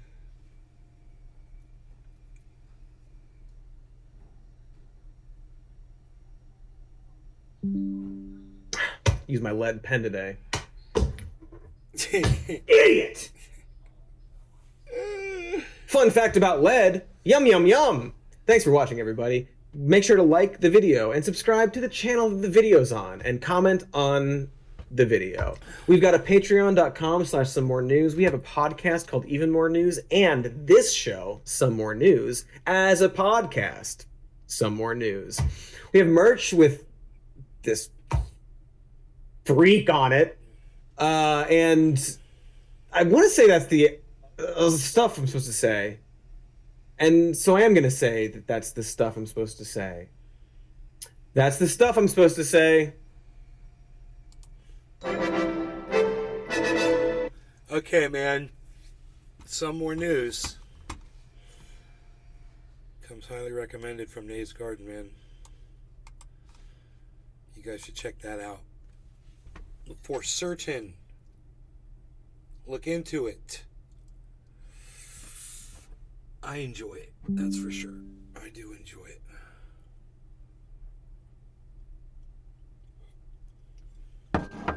Anyway. What's going on here? Oh, okay. Okay. Not much, as I see. What's going on with this crypto market? We have this drop. It's still dropping. It's a buy opportunity, man. It's a buying opportunity. Like I said. Nick Brown. Chuckles. If you... Hashtag keep Idapen. Nick, what's up? Chuck Diesel. Chuckles. What up? Chuckles. Chuck Diesel. Chuckles. Love. Chuckles.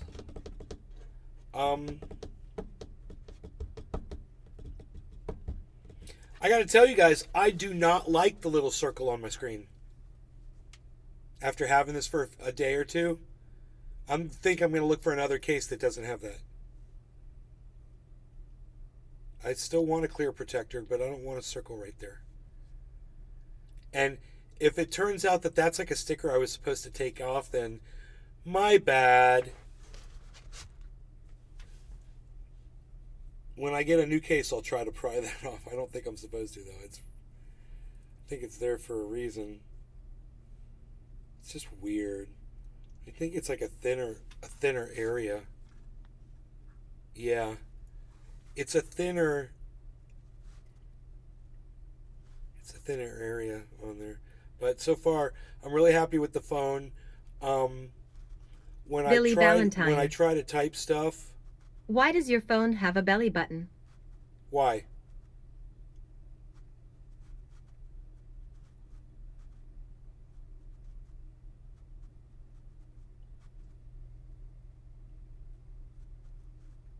Sometimes I'll be typing. When I try to type stuff, it seems to take forever. I turned off the feedback. There's like a feedback sound, a vibrate and everything, and that took all the lag off of my keyboard. That was Chuck Diesel. That was a pain in the ass. Cheers. So I turned that off. Billy Ballantyne. Yeah, why? Did it have an umbilical cord at some point?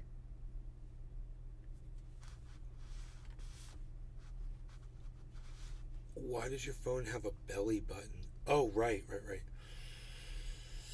Because this case comes with this fingerprint sensor space right there. But I don't like it. I want a case over the front of it, but I don't want a sensor thing right there. You know?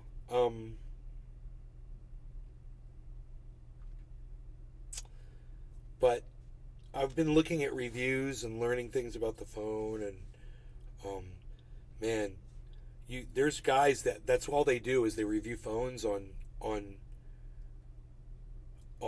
YouTube. You know, they got channels that review smartphones, and they have just wonderful stuff to say about this one. Everybody, really, really, really good stuff about this.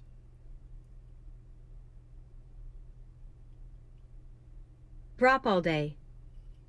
Don't think I can go back to Android. Really? Yeah, I'm really happy with it. But you know, I always get a good protecting case for them. That's my thing. It's like Billy Ballantyne. I keep this at 85. Yeah, that's really distracting. Draws the eye right to it. I know, man. I know. I don't like it. Thanks for agreeing with me. Wait. There it is. You could see it right there.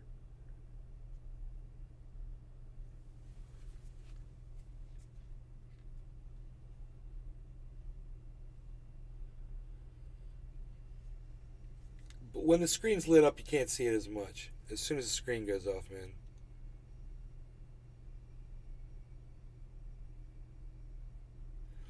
Drop all day. When you're watching videos, sometimes you can see it. I've been using iPhones for almost 10 years now. If I'm going to have the nicest phone, I'm going to have the nice case for it that doesn't have that on it. You know? So they did case reviews, and these guys were talking about the cases they had and stuff. I'm just going to... I'll get something nice, you know? This was probably a cheap one.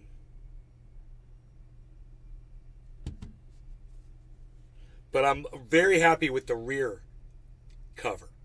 The protector over my rear cameras. And the protection, the bumper case is designed nice. It feels good in my hand. It's got a good grip. You know, the buttons work really good. You know, if I click the buttons work really nice. No face detected. Drop all day.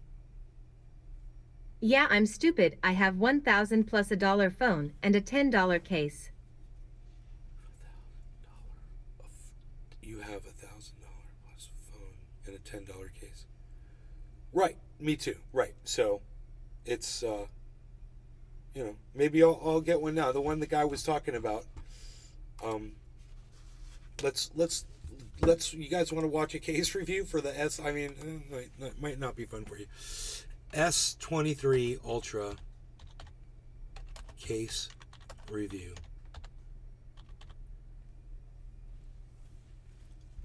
The one I heard about was the Ultra Leather. Was one was talking about. He was really like that one. Let me see what that one is.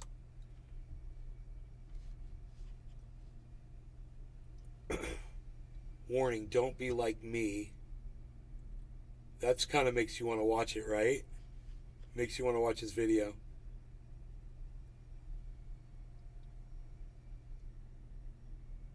Which is supposed to be super resistant to shattering. Oh shit. Did you not get a case? I don't think this guy got a case for his phone and shattered his freaking Ultra. This one is Paul Rankin. Big unbox. Tech Odyssey.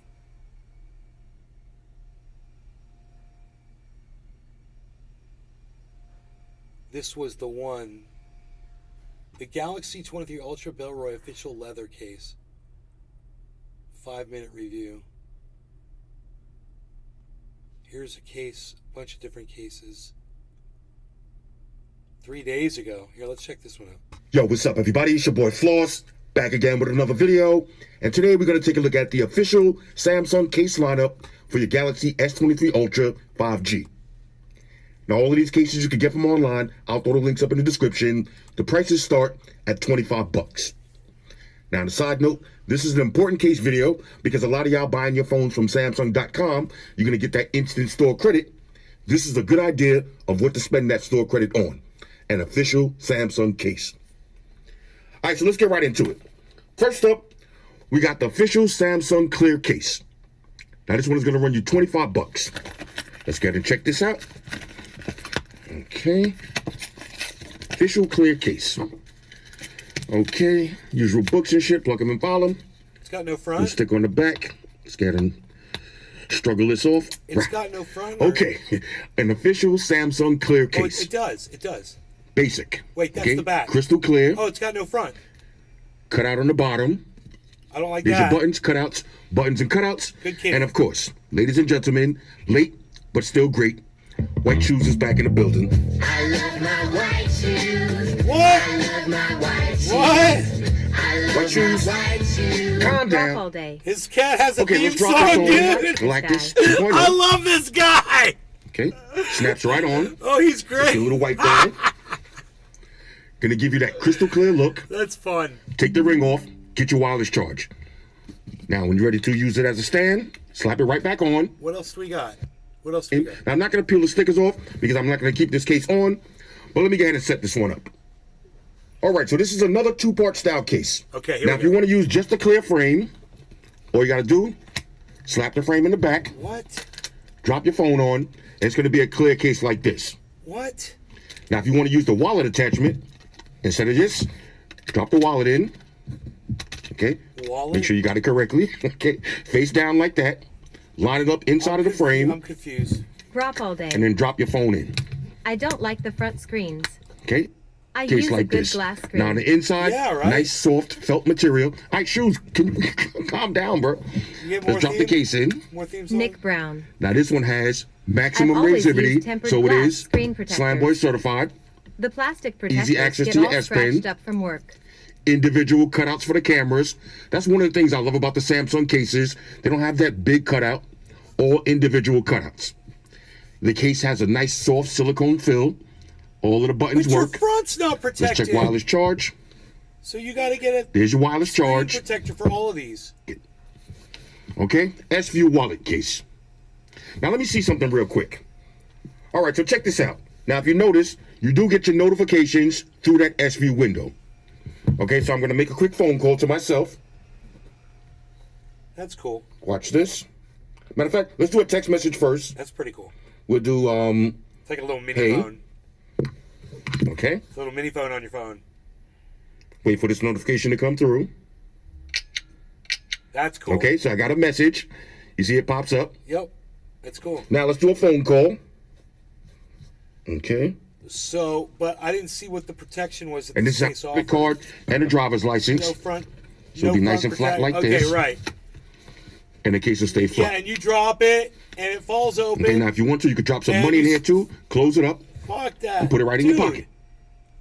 These are horrible, And this one is horrible just cases. a nice classic leather case. Okay, same velvet material on the inside. Nothing on the front. Okay, matter of fact, let me figure this out real quick. Where this case gets interesting. It comes with two accessories. So first we got the ring. Locks into place just like that. Nothing on the front. No flappage. It's not going to come off. Nothing on the front. You can use this as a stand. Right. Nick Okay, Brown. and if you want to, you could switch this Nope. Wow. to portrait Also, or if your phone landscape. gets jacked, all your 100% full important stuff throttle. does too. And a special shout out to everybody rocking with the new stream on Sunday. None of those cases offered any protection for the front, so that is not what I was looking for at all. Drop all day. Everyone uses glass screen protectors now. Not me. What is up, guys? Welcome to the Big Unbox. We do that small tech, and today I'm back with another big unboxing for you for the S23 Ultra, and today we have the official leather like this to see if it looks velvet. Nothing on the interior. I don't know, because I'm not attention to detail. Bottom right there, but it is what it is. You know what you're getting into on the cases. You're getting in trouble with the screen protector. You can't find a good screen protector, and then case-wise, you're not gonna be able to find one that's gonna cover up the actual full screen. But overall, this one does a decent job. Nothing on the sides. You got a little cutout right there for the S Pen. Easy access, like that right there. You're like few people. What do you know? What did you pull? What are you pulling, people? Why wouldn't you want a case that has everything all in one? Why would you want to stick something on your phone and risk, you know, when that thing breaks, you got to pry it off of there and whatever. When this thing is just... Drop all day. Because a tempered glass screen protector will take the impact of a fall. And this won't? Drop all day. It will break first. Well, couldn't you put a glass screen protector on in addition to having this? This would go right over it, wouldn't it? Your fingerprint thing wouldn't work though, would it?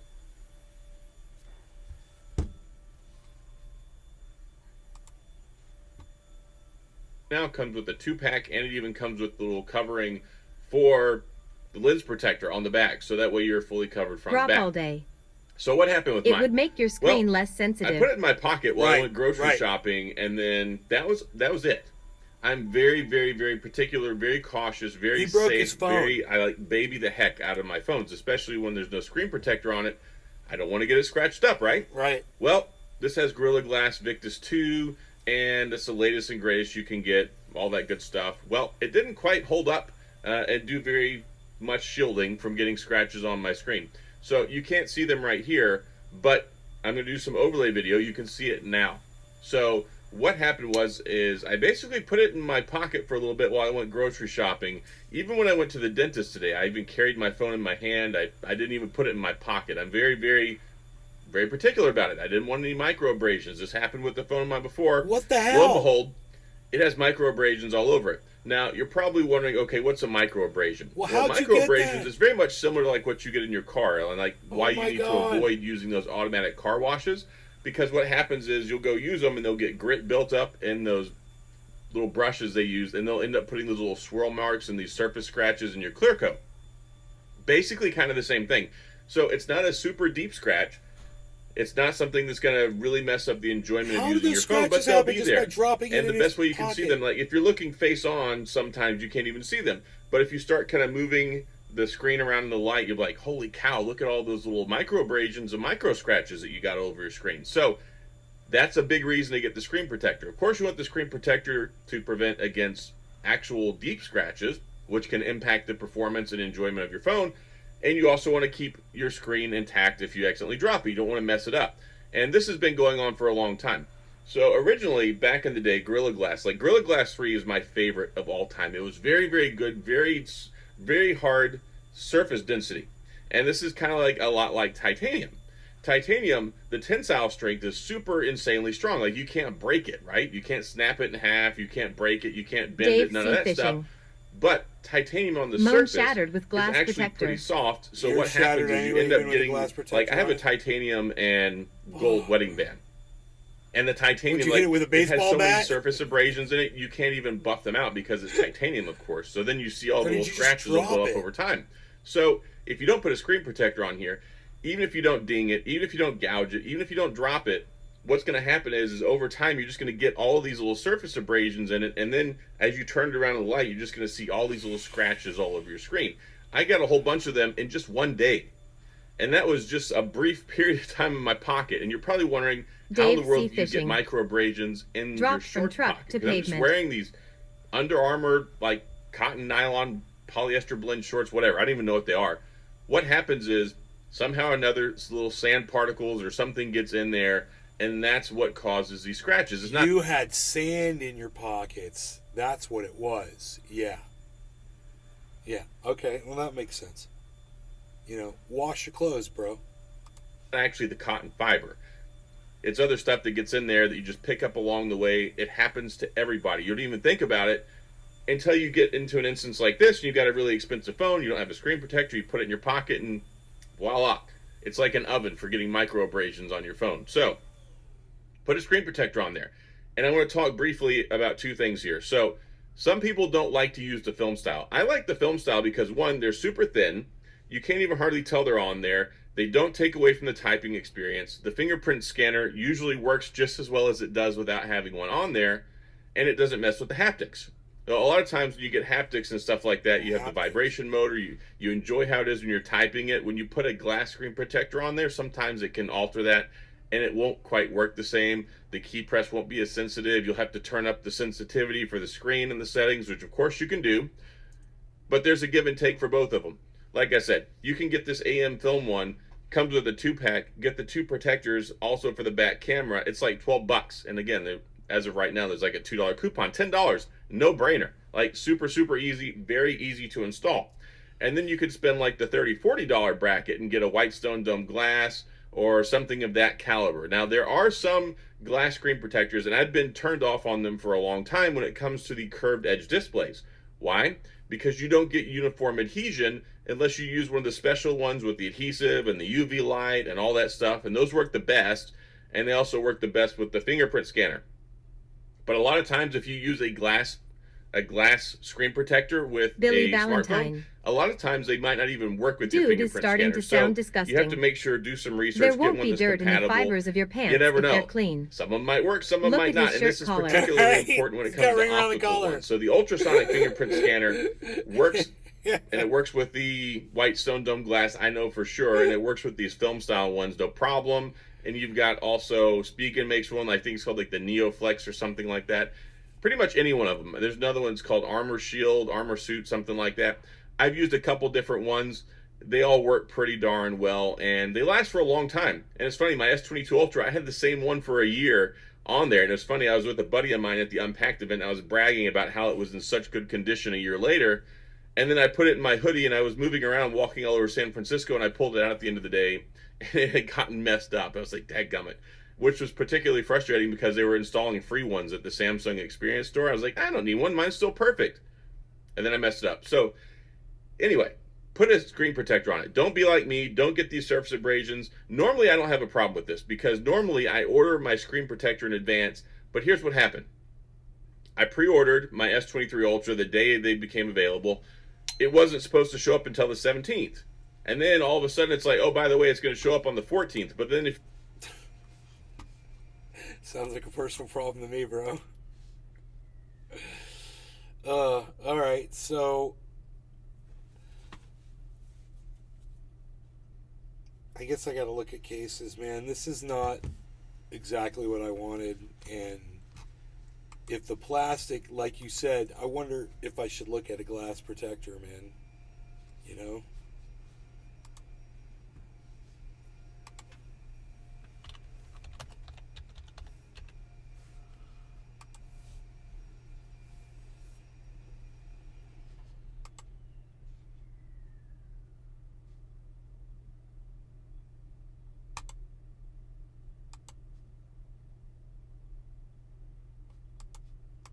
Huh, it won't let me click on these search. That's weird. My activate 2.5% cash back.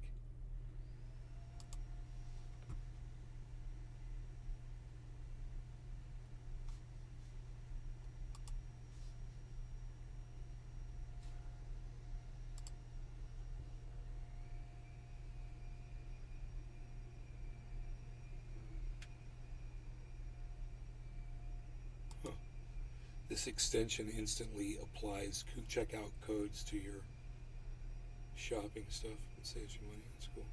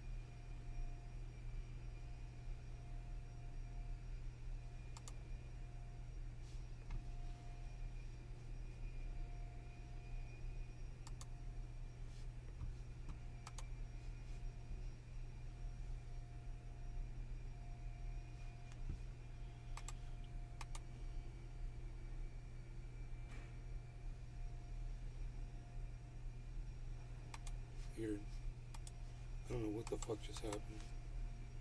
This page froze up on me. I was trying to do a search. I typed in S23 Ultra, and then it brought up things. I'm like, screen protector. Let me look at those first.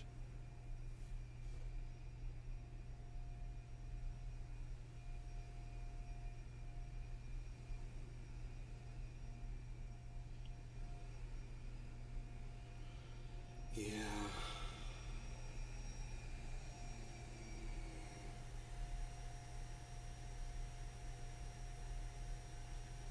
Hit it with the hammer now.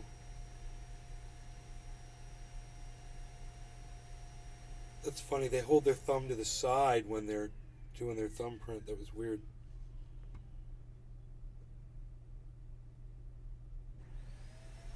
Huh. 4.5 stars.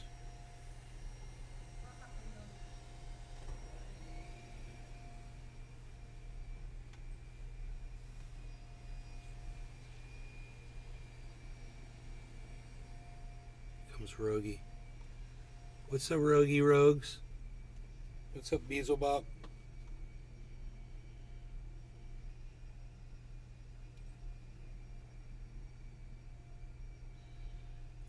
Fingerprint support.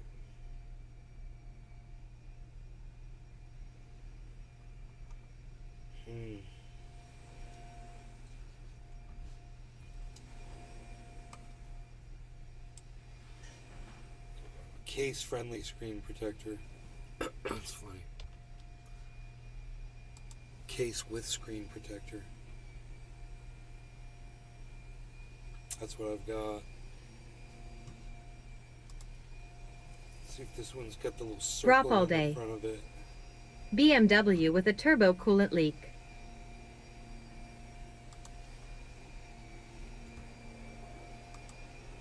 Right on. Oh no, it's got the little circle on it for the fingerprint. Are you fucking kidding me, dude?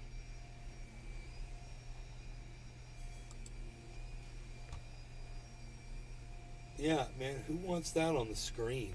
This is psychotic.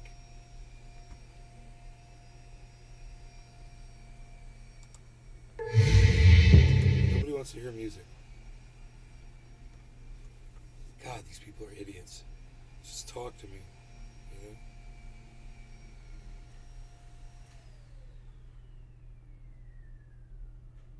Show me the front with that stupid fingerprint thing on it. You won't show that, will you?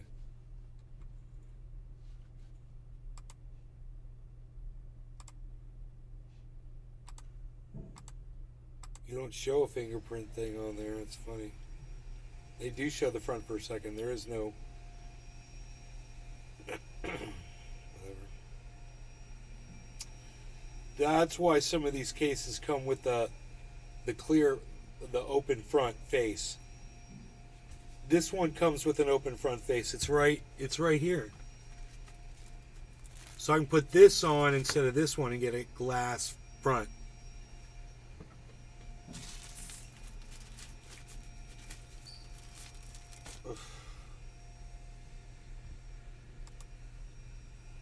I don't like it.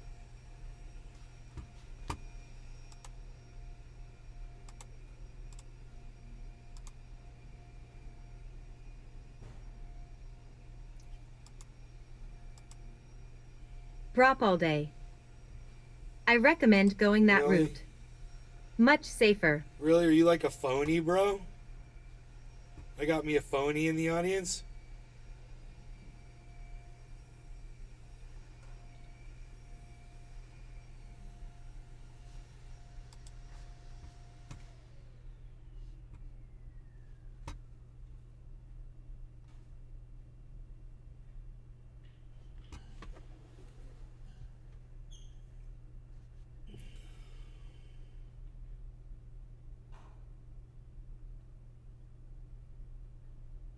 Drop all day. Haven't broken one in a long time, lol.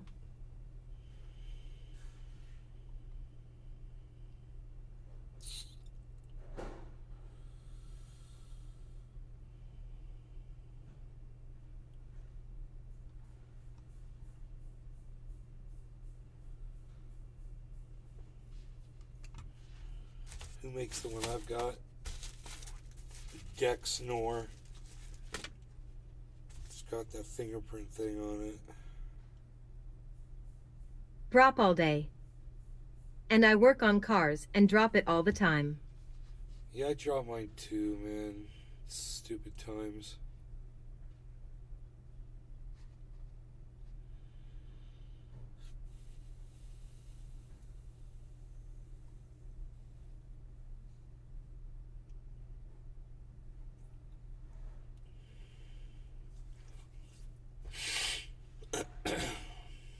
Billy Ballantyne.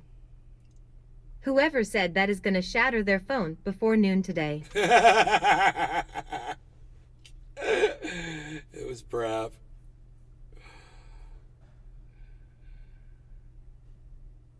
I made sure not to make a comment about that after he said that. Extra front frame.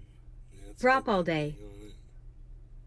Normally can hit it like a hacky sack before it hits the ound. They've all got the stupid fingerprint sensor on them. Oh my goodness.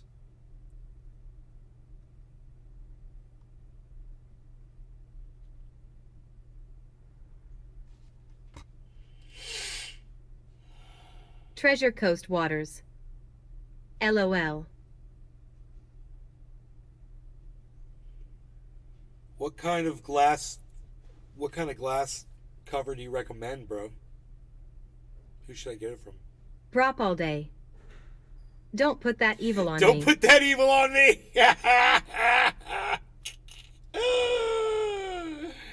Take that phone and leave it home, bro. Billy Ballantyne.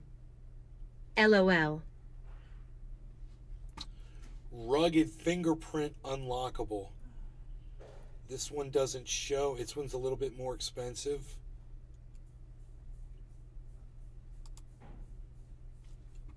This one doesn't show. Drop all day. Staying on the toolbox, LOL.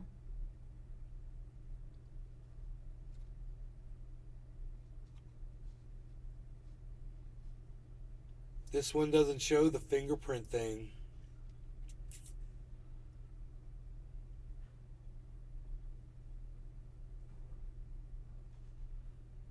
What about protection on the back? Oh, that's nice. What is that, though? There's no stand on it, huh?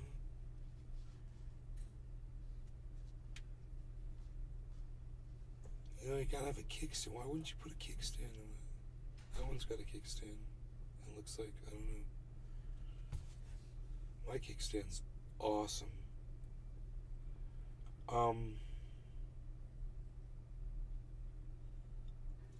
Huh. This has got a video. Ooh, it's a minute long. Let me see.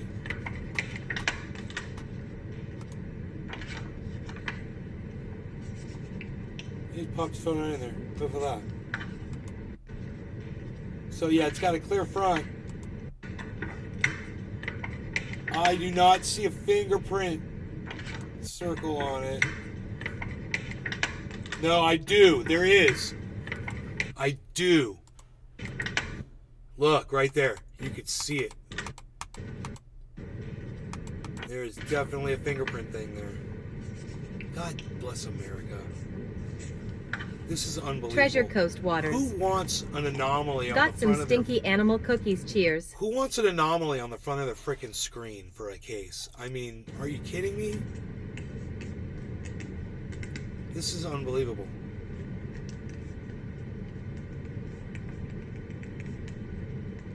Here, show that front now. I like that. I like that those things close. Yeah, it's got a fingerprint sensey thing. Look. Look at that. Look at that fingerprint sensey thing, man. Look at that. Dude. Dude. Now what? He's got to peel that off? Or is that his...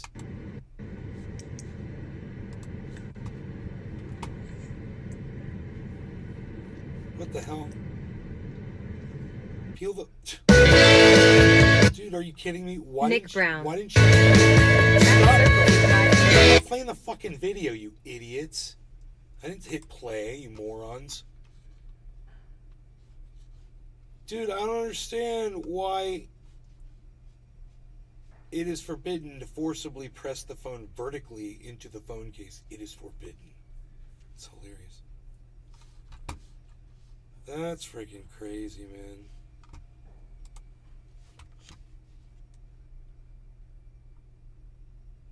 Billy Ballantyne. Is it stupid of me to not use face recognition because I'm scared to have my face in the system? I feel like Dale Ibble. Right?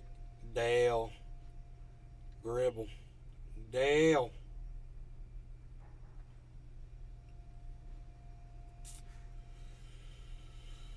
I just want to find full case lens, two-piece lens protector.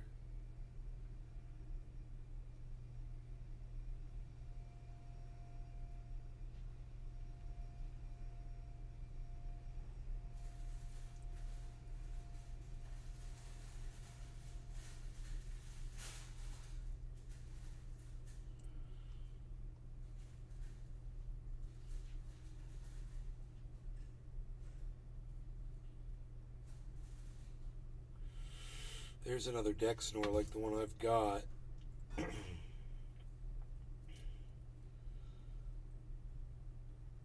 Doesn't have like a model on it. I think that's it. I think that's mine. Billy Bong Thornton. Yeah. You face was in the system 10 years ago. You think? Billy Bong Thornton. LOL. They've all got that fingerprint thing.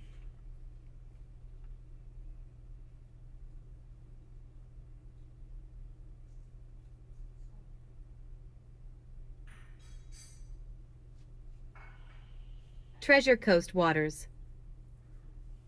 Large doobie ready for ignition, pal. Cheers. Cheers.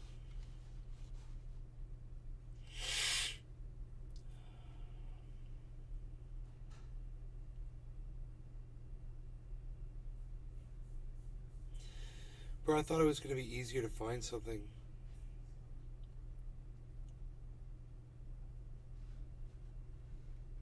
Built-in screen protector. This is Ant Share. Treasure Coast Waters. Number 2.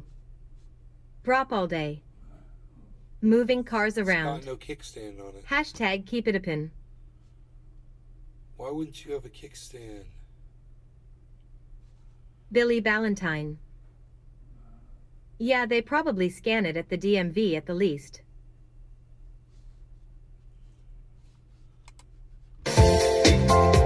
Why these morons all put music on these stupid videos? It's like they're all a bunch of cucks.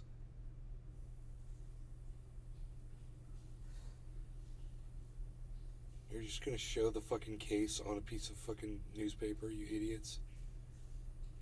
You guys are morons. Jesus fucking Christ. Oh, does that have a fingerprint sensor on it? I can't tell. It looks like it does.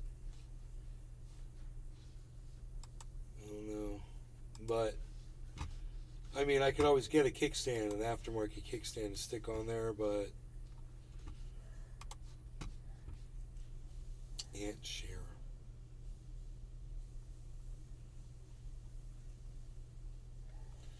There's Poetic Spartan, then there's Poetic Revolution.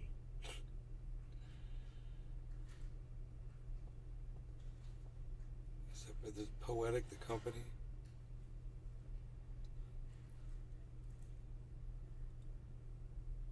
Those also have fingerprint sensors. Billy Ballantyne. I can open my print sensor with a warm hot dog. That's not good, bro.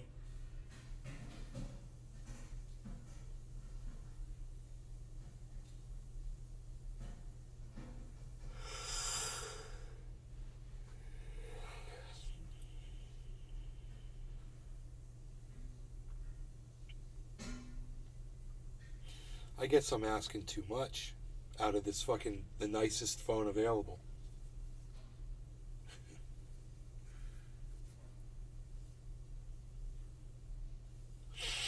That's funny. Sean the Orca guy. Place looks amazing, nay. Thank you.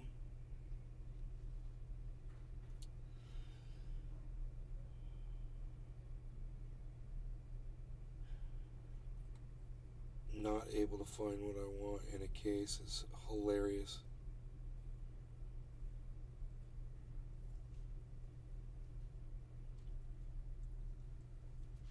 Sean the Orca guy. You're very welcome, nay. Cheers.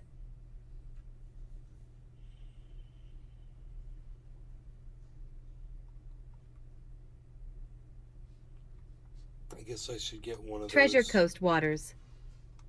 Another gorgeous Florida day, homie. I guess I should get one of those. Treasure Coast Waters. Freaking Beautiful. screen protector tempered glass ones, right?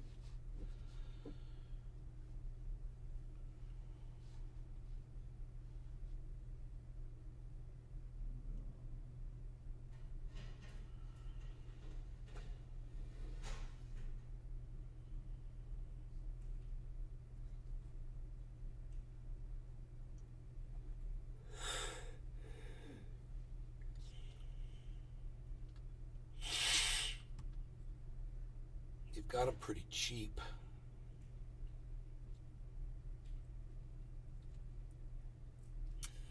Oh shit, one of them's got a fingerprint thing on it. You better watch that shit.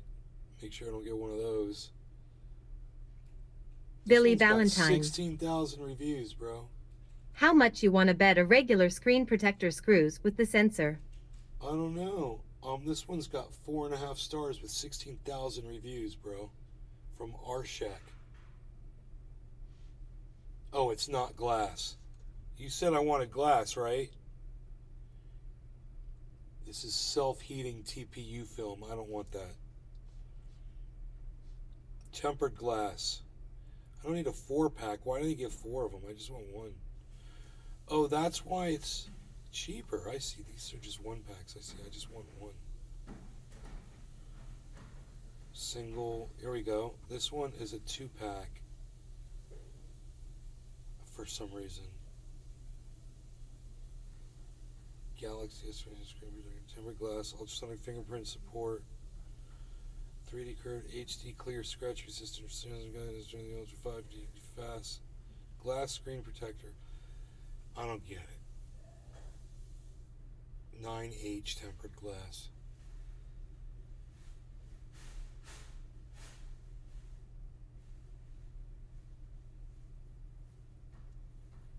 Why do they think people want more than one of these? I mean, you have one phone. Why do you want a pack of 3 screen protectors? It is so weird. 3-pack, 2-pack, 2-pack, 3-pack, 4-pack, 3-pack, 2-pack. It is so weird. 3-pack, 2-pack, 2-pack, 2-pack, 3-pack. What about just one, dude? This is the weirdest thing.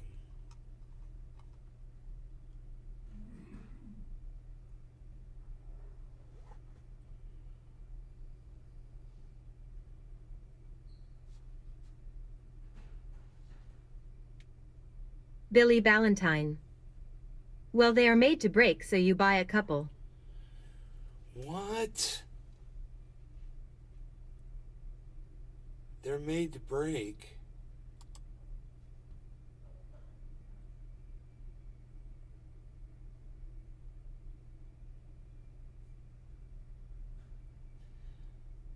God, what's it look like after one breaks on your phone? What's it do to your phone? How hard is it to get off of there?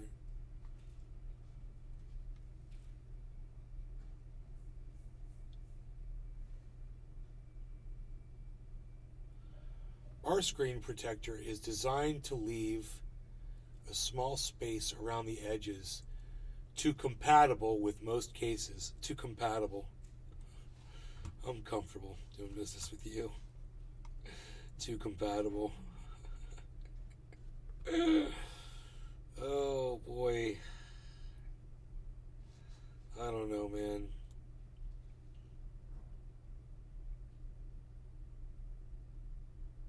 Not glass. Tempered glass. 4-pack tempered glass. Billy Ballantyne. It looks like you broke your screen, but you pick it off and your phone's fine and you put the spare on. Boom, fixed. Oh. Okay.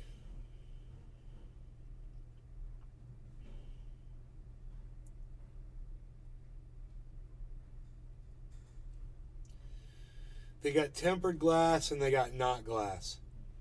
Which is better?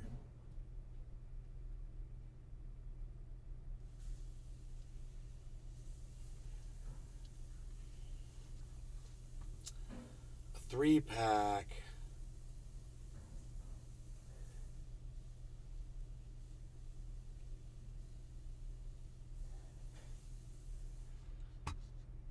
Or a 4-pack. This thing's got some... Oh, they both have little... What is that? It's got a UV... Billy Ballantyne. Tempered glass. Or tampon glass if you're a girl. Dude, I think it comes with its own UV installer light. What?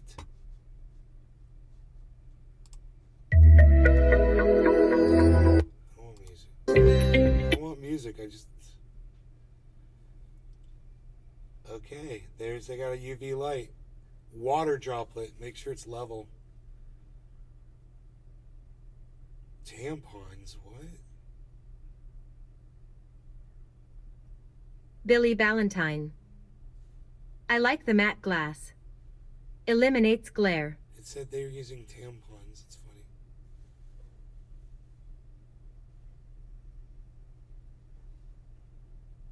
Microfiber. No dust.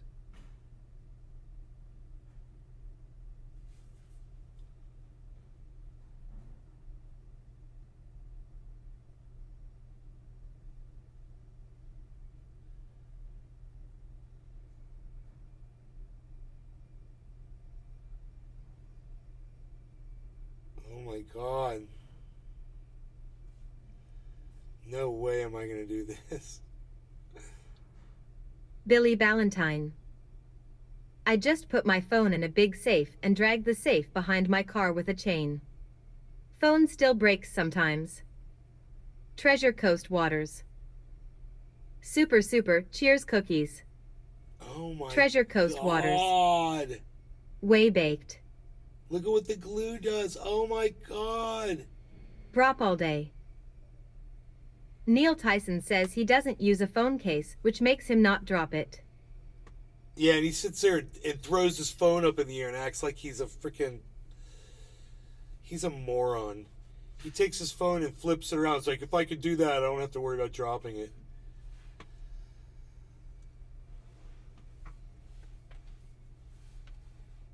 Treasure Coast Waters. Correct. He's an idiot, man. He proves it every day. Every time he opens up his fat fucking mouth hole. I'm smarter than that guy.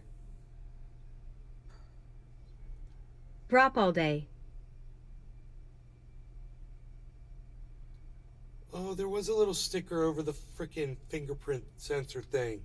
The guy peeled it off. I wonder if that's what this is. Wouldn't that be funny? If I could just peel it off.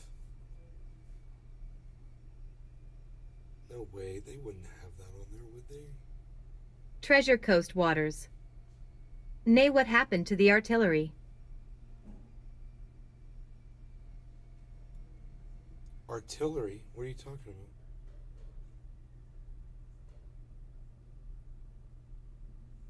Don't make me show it, bro. Just because the artillery's in the hangar. I'll dust it off, son.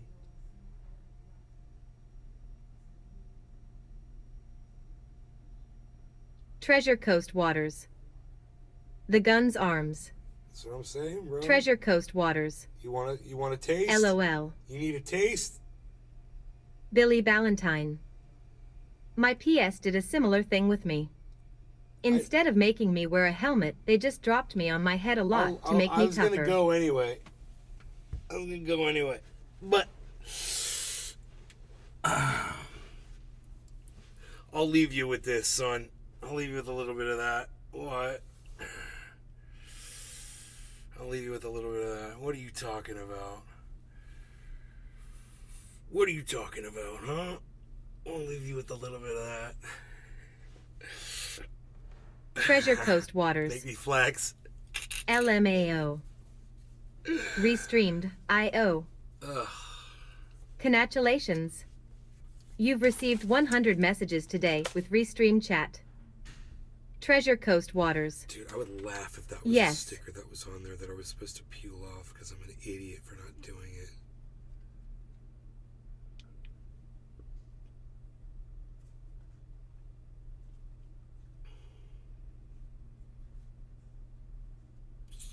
I don't know.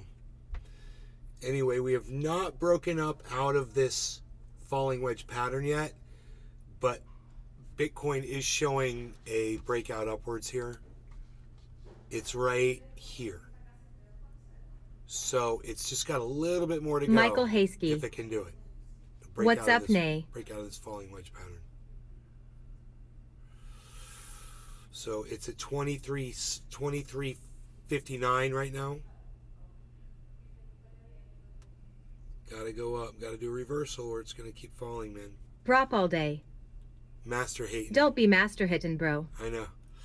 All right, you guys take care. I will see you this afternoon, probably around 3 o'clock or so. Take care. I hope you had fun on the 2 hour and 20 minute show. Take care, guys. Bye.